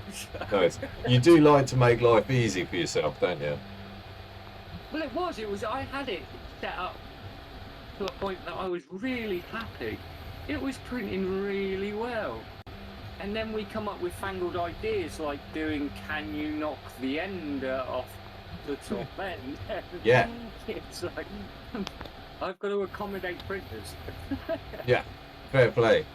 Well, that's a nice little segue. So we should probably tell the kids at home, hi kids at home, about how this is going to work. So we have. Wait. I best shoot off for that part. Okay. I will stick around. Yep. Okay. Okay. Well, thank you very much for joining us. Thank you so much, Lucas. I am in the room, so Yeah, I am okay. listening. Cool. However, due to the horrible traffic and the bloody M25, I require sustenance and liquids. Okay. Cool. Well, we'll catch you later. And thanks for dropping by Not a problem. and sharing your story. Thanks, Lucas. Thank you. Cheers. Catch you later. Hey, mate. So, yeah. Nice. That brings There we us go. to a whole new level now, doesn't it? So, for the kids at home, we have set ourselves a series of metrics.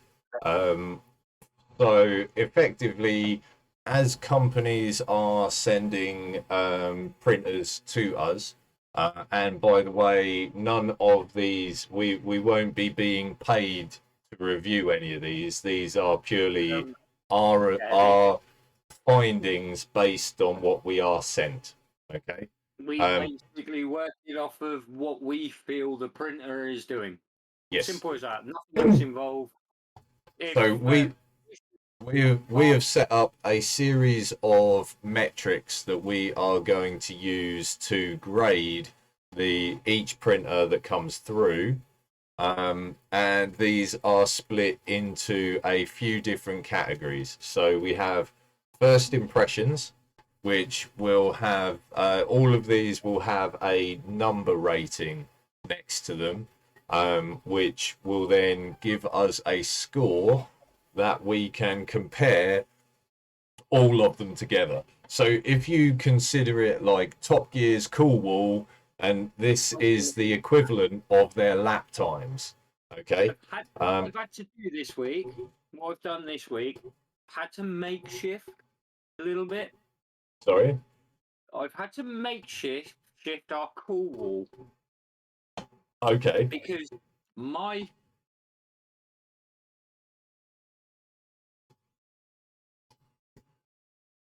Ooh.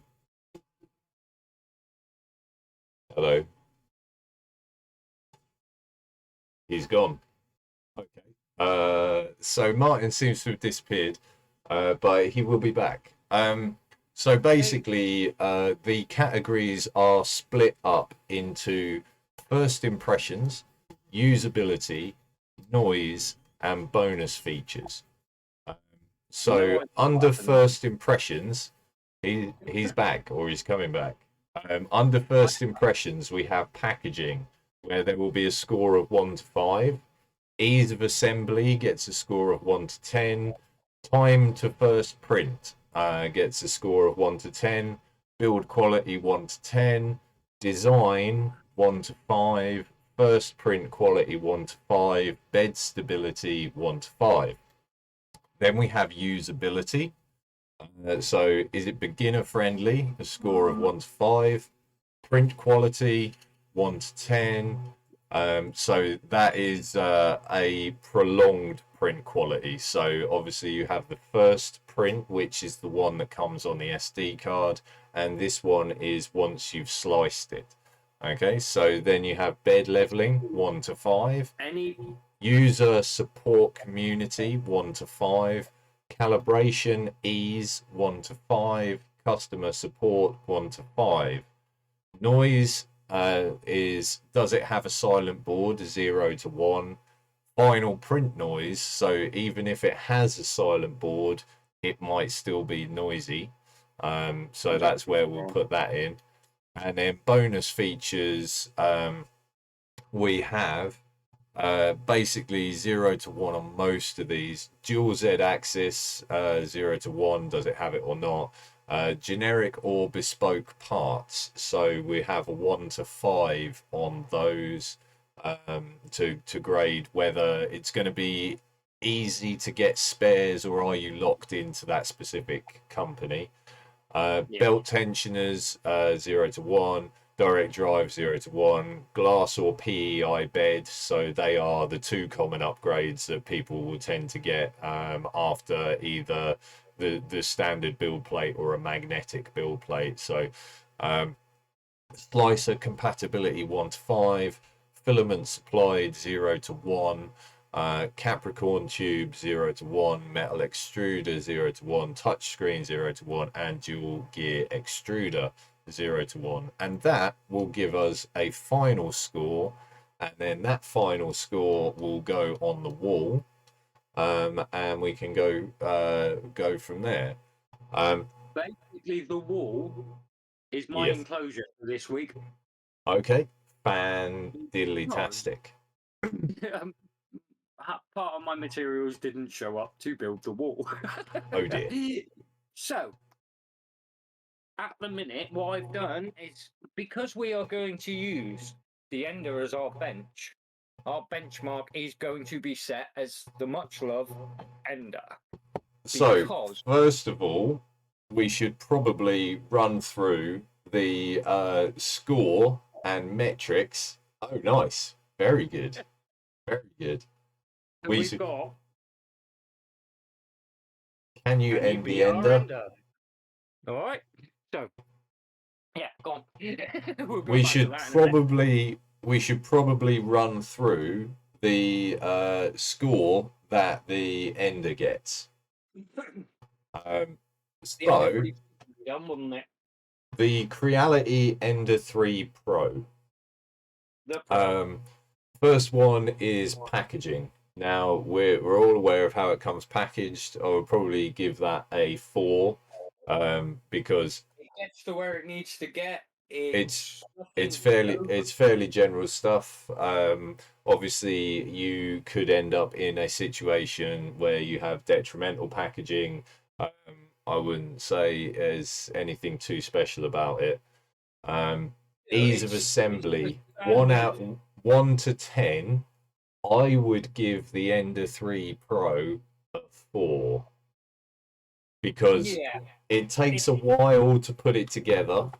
It's you've got fairly fiddly. and your levels and there's a bit of work behind an ender. There is a bit of work. I mean, Yeah, it can take hours to put one together. Obviously, you can do it in about half an hour, yeah. but Get it right. You're looking at a good hour. I mean, or more A for good hour, especially or for a novice. for a You are novel. looking at more. Yeah, it's not the longest printer I know of, but it's certainly not what I Yeah. would class as quick. So There's a bit of it work. gets a low score there. Time to first print, which also kind of links to ease of assembly. Yeah, It gets a 4 on that as well, 1 out of 10. yeah, Build quality, I would give it a 4. So slightly below mid. It uses fairly low spec parts. yeah. It's not It's as not. bad as those old, what is it, the A nets made out of plastic and everything. The ANETs or the CTCs. Oh my god. Yes. I I mean, never it's use it. the aluminium forms boost up its build quality. The MK8 is a good hot end. Yeah. It uses proper parts. It uses what it needs to function Yes, pretty well. bare minimum requirements. So it gets a 4. What do you reckon? Fair. 4? Yeah, I would say around the 4. Yeah. It's got some yeah. Design 1 to 5. I've put it bang in the middle. That's 2.5. I think for me personally, when it first come out, I would say the design was higher. Yep. But over time, obviously, things have progressed, and now designs have moved up such a large amount. It's sort of forced it down a little bit. Mm-hmm. So yeah, you're probably pretty bang on with that. Put it right in the middle. Yeah, I would say it's not the ugliest printer I've seen. You know, it's functional. I still don't like what I don't like with the Ender is that massive great power pack on the Z. It's like, It can cause a twist. and it's Single Y channel as well. yeah, it's That's for me that sort of that's a little bit of a no, letdown. don't like it. It's just personal, I suppose. Also, I don't like the fact that they don't include the nuts to secure the bed screws. Yeah, that's frustrating. It's a I mean, very simple thing that they could fix really easily that they I didn't. was, yeah, I was quite lucky with my Pro. I've never really had an issue with the bed nuts and bolts and things? Well, the very first thing I did was use the Luke Hatfield's alternate setup guide. So from day one, I had those secured, Yeah, yeah. which And it, also has the additional bonus of compressing the springs, which that bit, makes them tighter, which yeah, means that you don't need the yellow springs at that point. yeah. I mean, you're already getting pressure on the silvers, so why bother swapping them out? You're not going to Exactly. gain any more pressure. Exactly. One of the things that I don't like about the Ender threes or any of the Creality printers that I've had, in fact, is that you have to disassemble and rebuild the hot end from the factory because Yeah. they don't have the pressure on the tubes. Problem Um, is when they when they test them at the factory, I think I've got a feeling they back a lot of it off before shipping. I don't know how true it is. I don't know.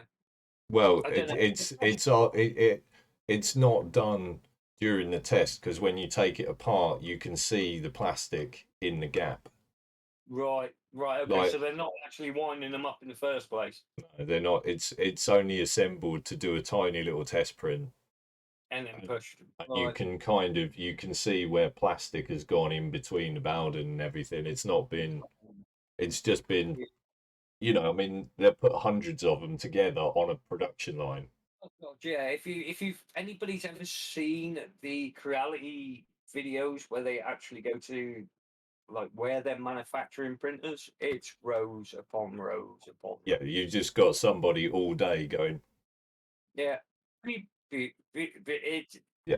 you know, and full respect to him, I think if I was there, I think I'd probably be the same by 3 o'clock. I'd be like, 2 hours to go, man. Oh, absolutely, absolutely. But it is one of those things is you don't have the pressure on that. So for especially a new person that doesn't know about It'll this, work. again, it's I mean, I will religiously whenever I get a Creality printer is to Strip take it the hot down. end apart, rebuild it straight away, first thing.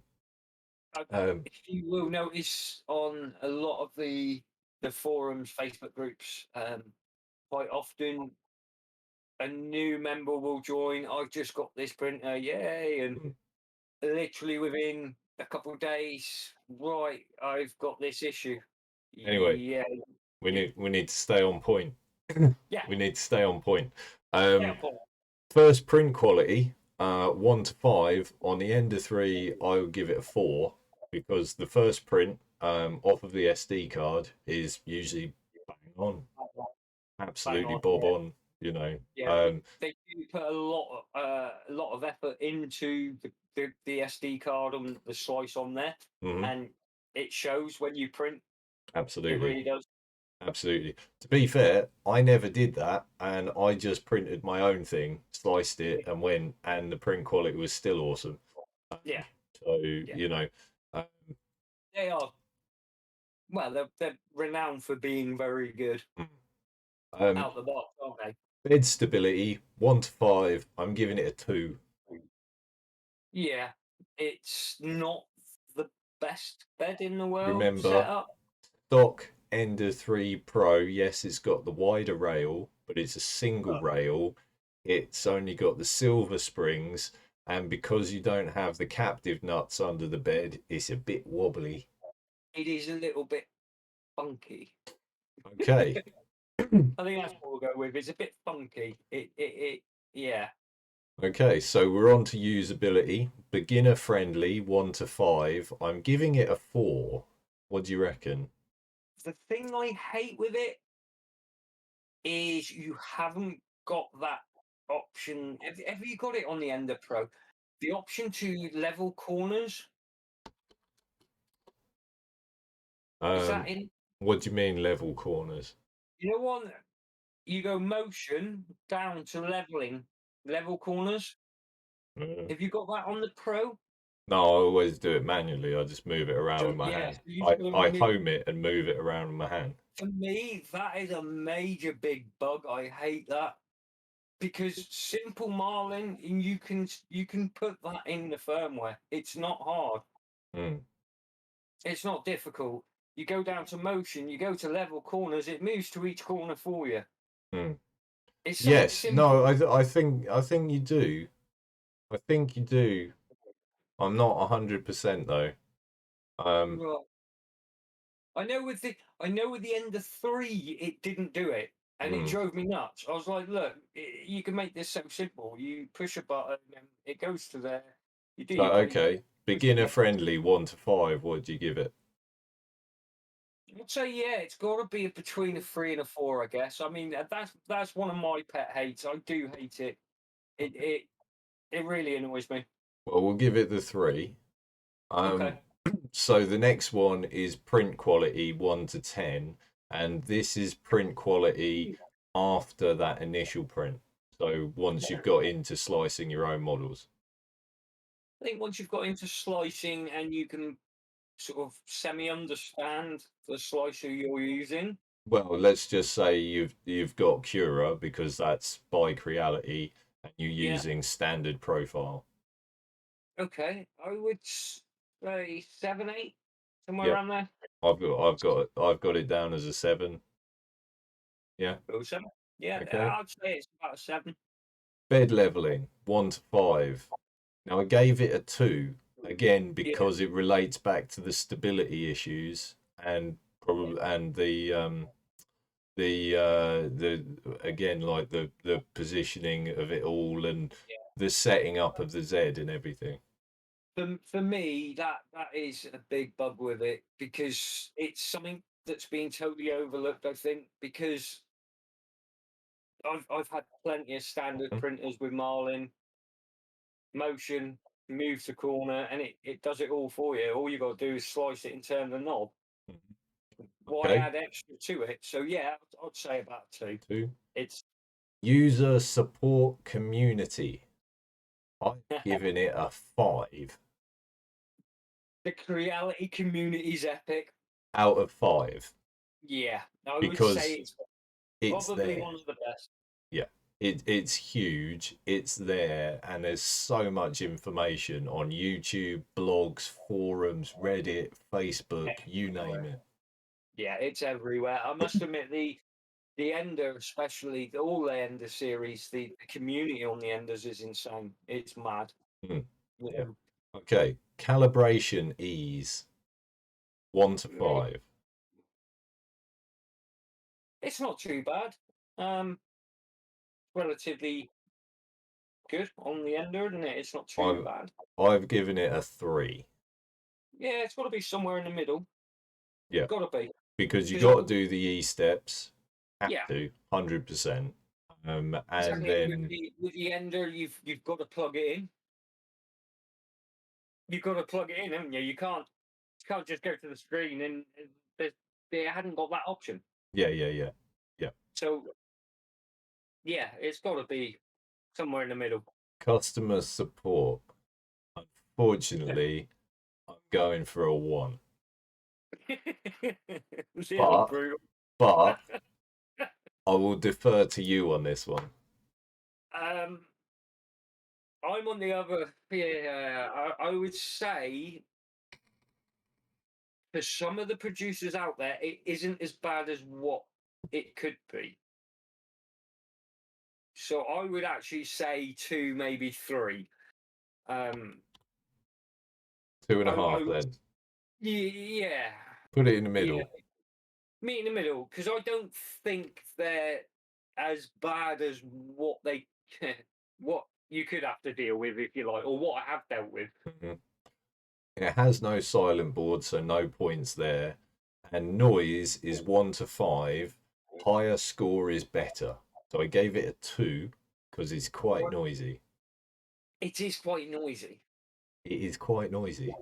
It It is is quite fairly noisy. noisy. The worst thing is the hot end fan and the cooling part duct fan isn't actually that bad. No, but it makes the music.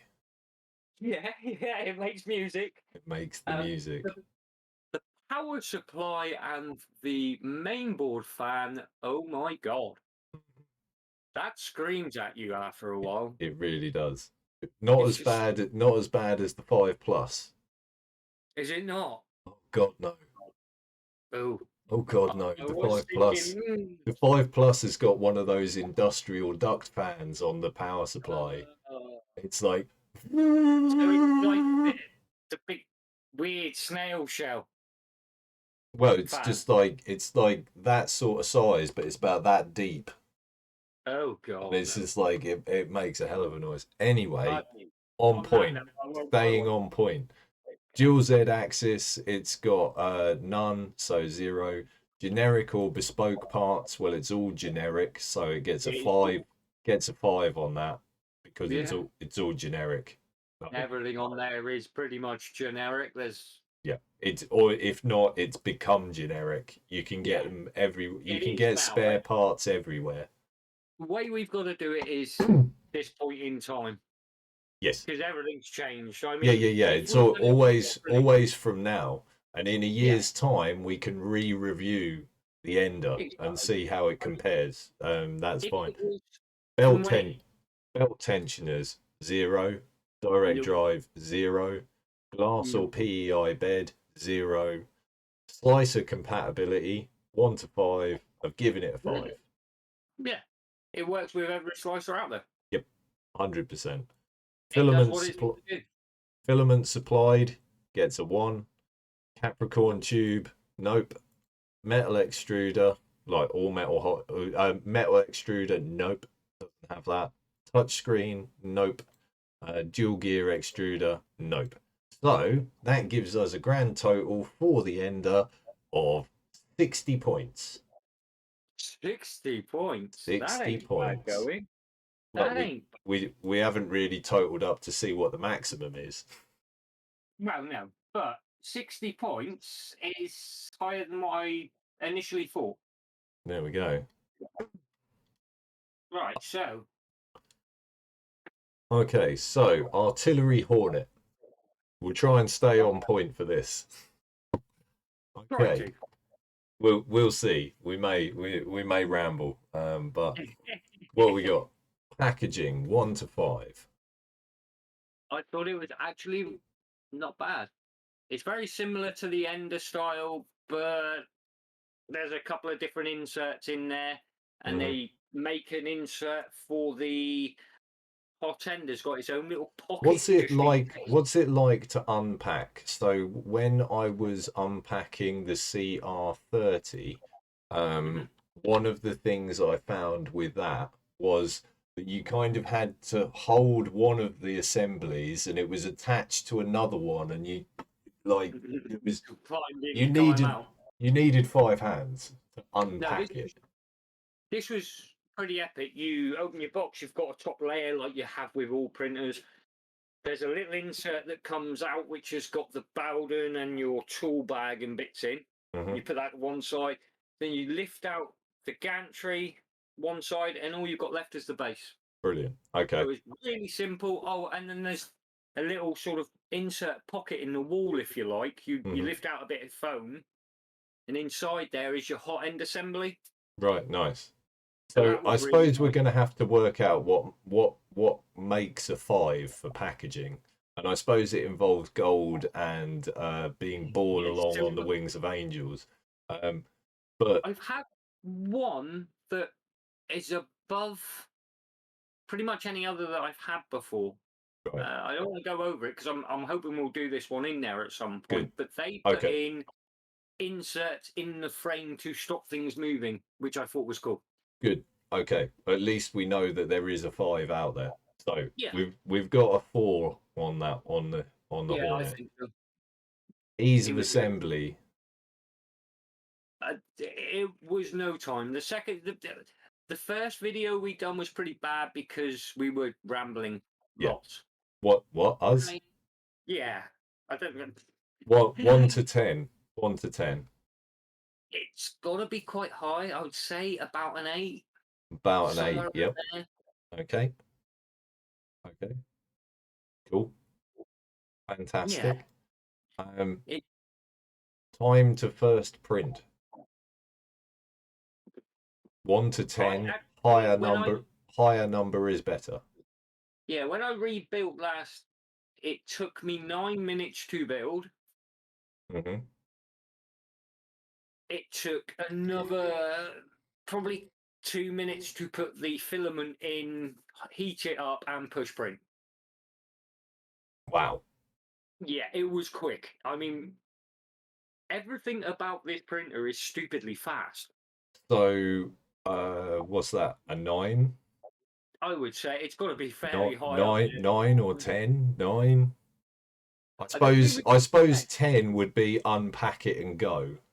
Yeah, 10's got to be Out of maybe box, 8 plug bolts. it in and go. Yeah, maybe 2 bolts tops. This Okay. had 4. Okay. 9. It's a 9. Yeah, it's a 9. It's quick. Under It is. 10 under 10 minutes. It's That's under good. the 10 That's minute. good. I was surprised. I was like, no, yes, it's under 10 minutes. It was Okay. fast. Build quality. 1 to I can't 10. fault it. I can't fault it. It's really good quality. It's so sturdy. It's unreal. The Right. only weird bit is the spool holders. Like, it's plastic with some prongs, and it sort of has a little bit of an angle, so the filament sort of moves that way-ish. But that's just picking hairs. Okay. It 1 works. to 10. Give me a number. Let's go with an 8. 8. An 8. Okay. Design 1 to 5. It's funky, and I can see a lot of people liking it. What So, flaw? What flaws have you noticed?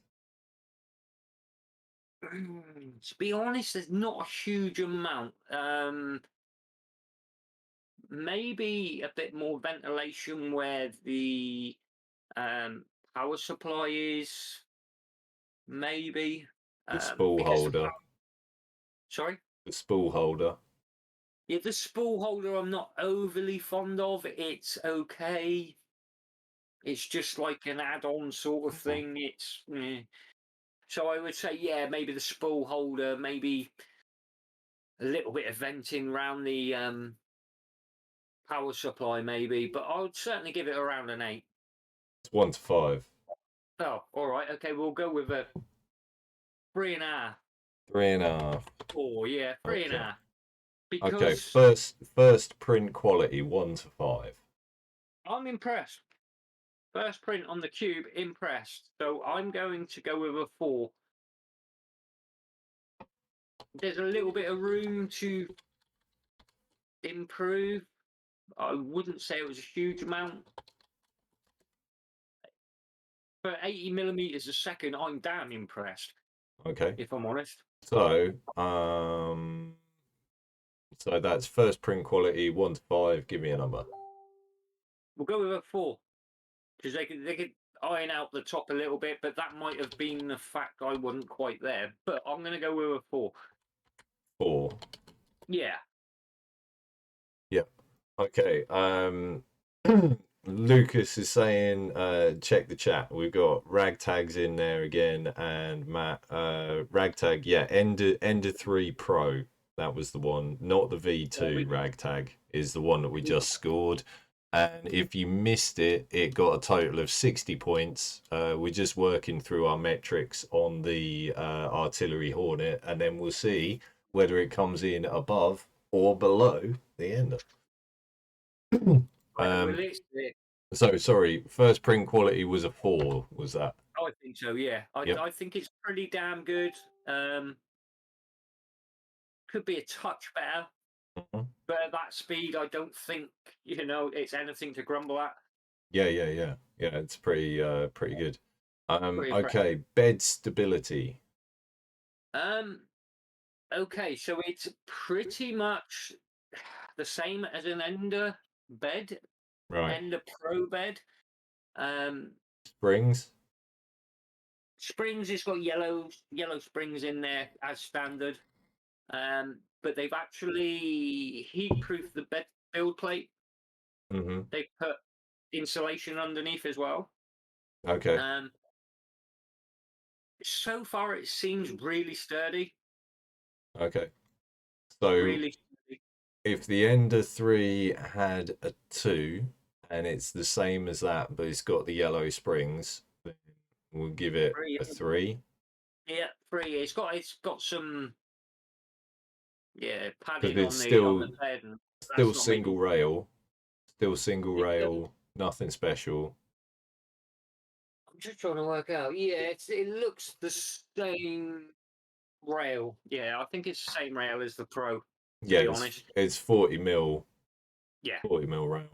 it's kind of Okay, on because it's got that cowling on the front. usability, beginner friendly. Yeah, yeah, it's a standard Merlin setup, but they've done the leveling features in there, but they've added a few extra bits, so that's quite nice. Couple of Okay, touches. beginner friendly 1 to 5. I would say it's got to be about 4. Got to be Yeah, a it's got to be 4. about 4 because Nice. it's pretty simple, to be honest. Mm-hmm. Pretty Print simple. print quality 1 to 10.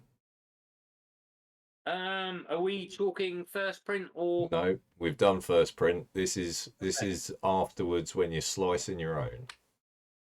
I'm impressed. I'm impressed. I would say it is on par with the Ender. Yeah. Yeah, it's on par with the Ender Pro. So 7. Yeah, that's fine with me. Yeah, yeah, that's Yeah. good because, like I showed, both the figures. Mhm. The only difference is a bit on the flat, but then mine's been modded a bit anyway. Right. Yeah. Fine. So I'd Okay. say the same. Bed leveling 1 to 5. It's actually slightly better than the Ender. Right. You've got the corners, so you don't move anything manually. You only turn the knobs. Yep. And once you've done Which means that your the steppers are always engaged. so once you've done your circuit, you've actually got baby steps as a leveling feature, and it's got a mesh system as well. Right. Okay. So it's got a 1, 2, 3, 4, 5, 6, 7, 8, 9, 10, 11, 12 point. Hmm. You can go through and alter and vary the head height. Right, okay. So Ragtag, I see what you're saying about the problem with comparing it with Ender 3 Pro is that all the newer ones by other companies have better boards in it. We take care of that in our comparison metrics. So hopefully we'll cover this. we We haven't really can gone. alter our system if feedback says that it's not quite right. But we've had a little look at it, and we think that we've covered the different Main areas. the different things that we need to be able to compare things fairly on an We even haven't ground. we Um, haven't really gone into the bittage of main boards. mm. We haven't just said, "Oh, is it a 16 or a 32?" We're not going down that route. What we want That to know is, tends to come into print quality and usability and design and build quality anyway. So what we want to know is how it comes off out of the box. Is it better than the Ender? Is it worse than the Ender? And where does it sit? mhm. So bed leveling 1 to 5. Give me a number. Oh, I'm gonna go with.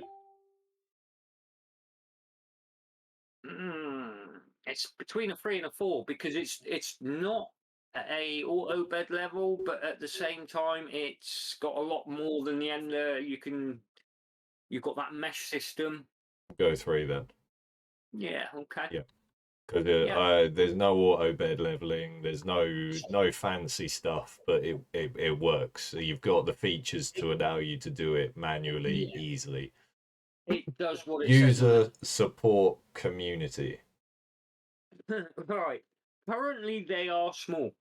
Right. It, like I was saying, there's about 350 when I checked this week in Mhm. that community on Facebook side. Mhm. So that's really young. Yep. But But the it's a new knowledge there company. and the people there are really Mhm. good. The support of the company's been fantastic. There's becoming more and more videos on it on YouTube. So yeah, it's slowly climbing. It's not on par with Enders yet. We have we have to give it a basis based on what it is. So Yeah. 1 to 5, 2, 2.5. Yeah, I'd say that's pretty fair because obviously it's so young. Yep. It's got some room to grow yet. It's not like the Ender's been around for God knows how many years. Yep. So Okay. yeah, Ease of calibration. I haven't done it yet. Yep. I can't see it's going to be too difficult. No, it's close. Well, but this is the point, isn't it? Is does it even need it? I don't think it does at the minute. If they're all like this, then no. I would say it's on point. Mm-hmm. Give it a Well, to 4. obviously be able to get that filament straight down through, that's Mhm. kept the perfect diameter all the way down. Mm-hmm. So it's pretty good. Yep. So I'd go 4. Yeah, 4. Yeah. 4's good. Nice. Okay. Customer support. Well, we've got some experience with this one. Yeah. Now 1 to 5. I was dreading it at first. I was thinking, ew, no, but they've gone above and beyond. Anybody needs to talk to Rita Artillery, hit her up. She's awesome. Absolutely awesome. 1 to 5. 4. 4. Yeah, that Yeah. high. They've worked late. They've spoke to me all through different hours of the day. They've tried solving it. When they couldn't solve it, got straight on it, sent a new one. Mm-hmm. I mean, personally, I would be inclined to bump that up a bit more. You reckon? What out of what? What are we out of? 5. Go for it. Yeah. You know, Go for I it. mean, Yeah. like they solved everything. They went through the steps and they didn't give you any crap. No. No. They That's didn't. that's customer service.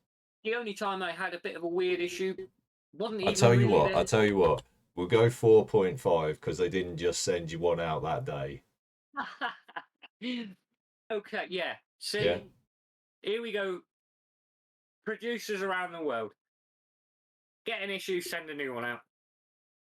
Yeah. Just send a new one. Well, I mean, that's Amazon, isn't it? Yeah. Amazon would get a 5 on customer service every time. Yeah. They Because just you send a phone new them one out. up, here's my product, it's broken, we're sending you one out today, it'll be with you tomorrow. 5. Yeah, exactly. Yeah, I mean, 5. my customer service, I didn't even have to hit an email, Ragtag. My customer service was fully dealt with on Facebook Messenger. Literally, didn't even try and refer me to a different department. She was like, bang, bang, bang. So for that, I can't recommend her enough. She's been brilliant. Absolutely Right. brilliant. Noise. Silent board included.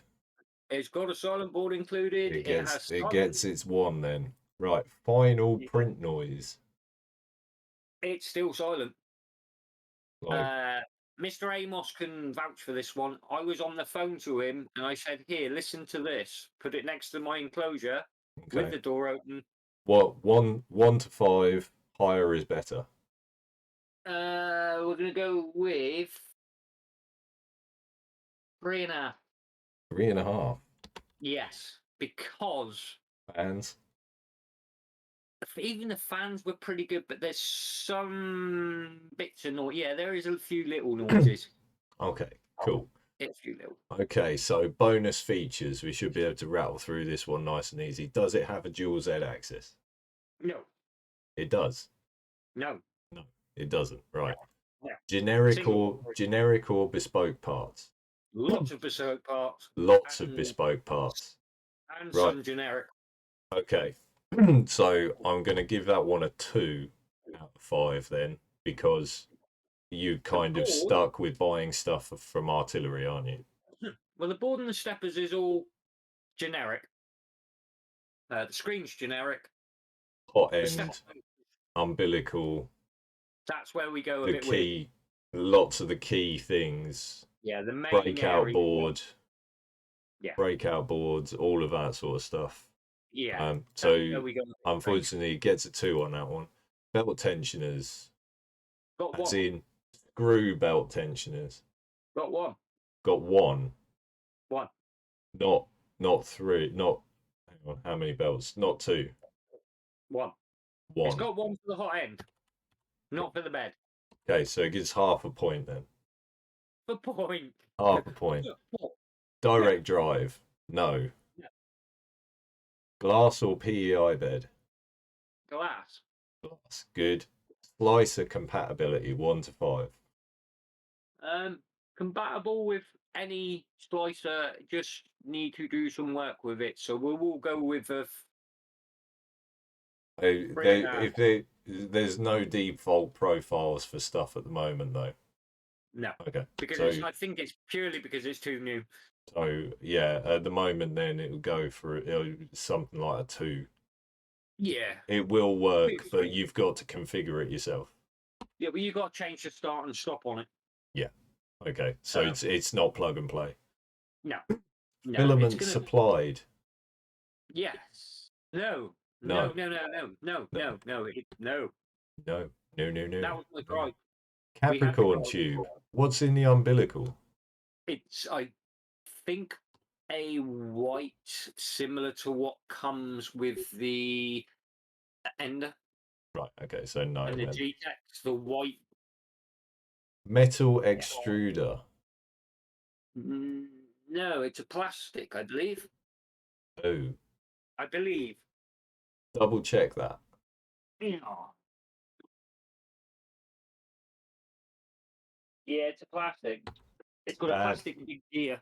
Sad face. Touch screen. No. Nope. Dual gear extruder. Yes. Okay. Cool. Well, that comes to a grand total of 75 points. Ooh. So that puts it 15 points above the Ender 3 Pro. 75. Yep. I'm actually tempted to give it another 5.5. No. Only because it's so stupidly quick. You can't mess with my spreadsheet. This is my random sample quality analysis. You can't mess with that. We have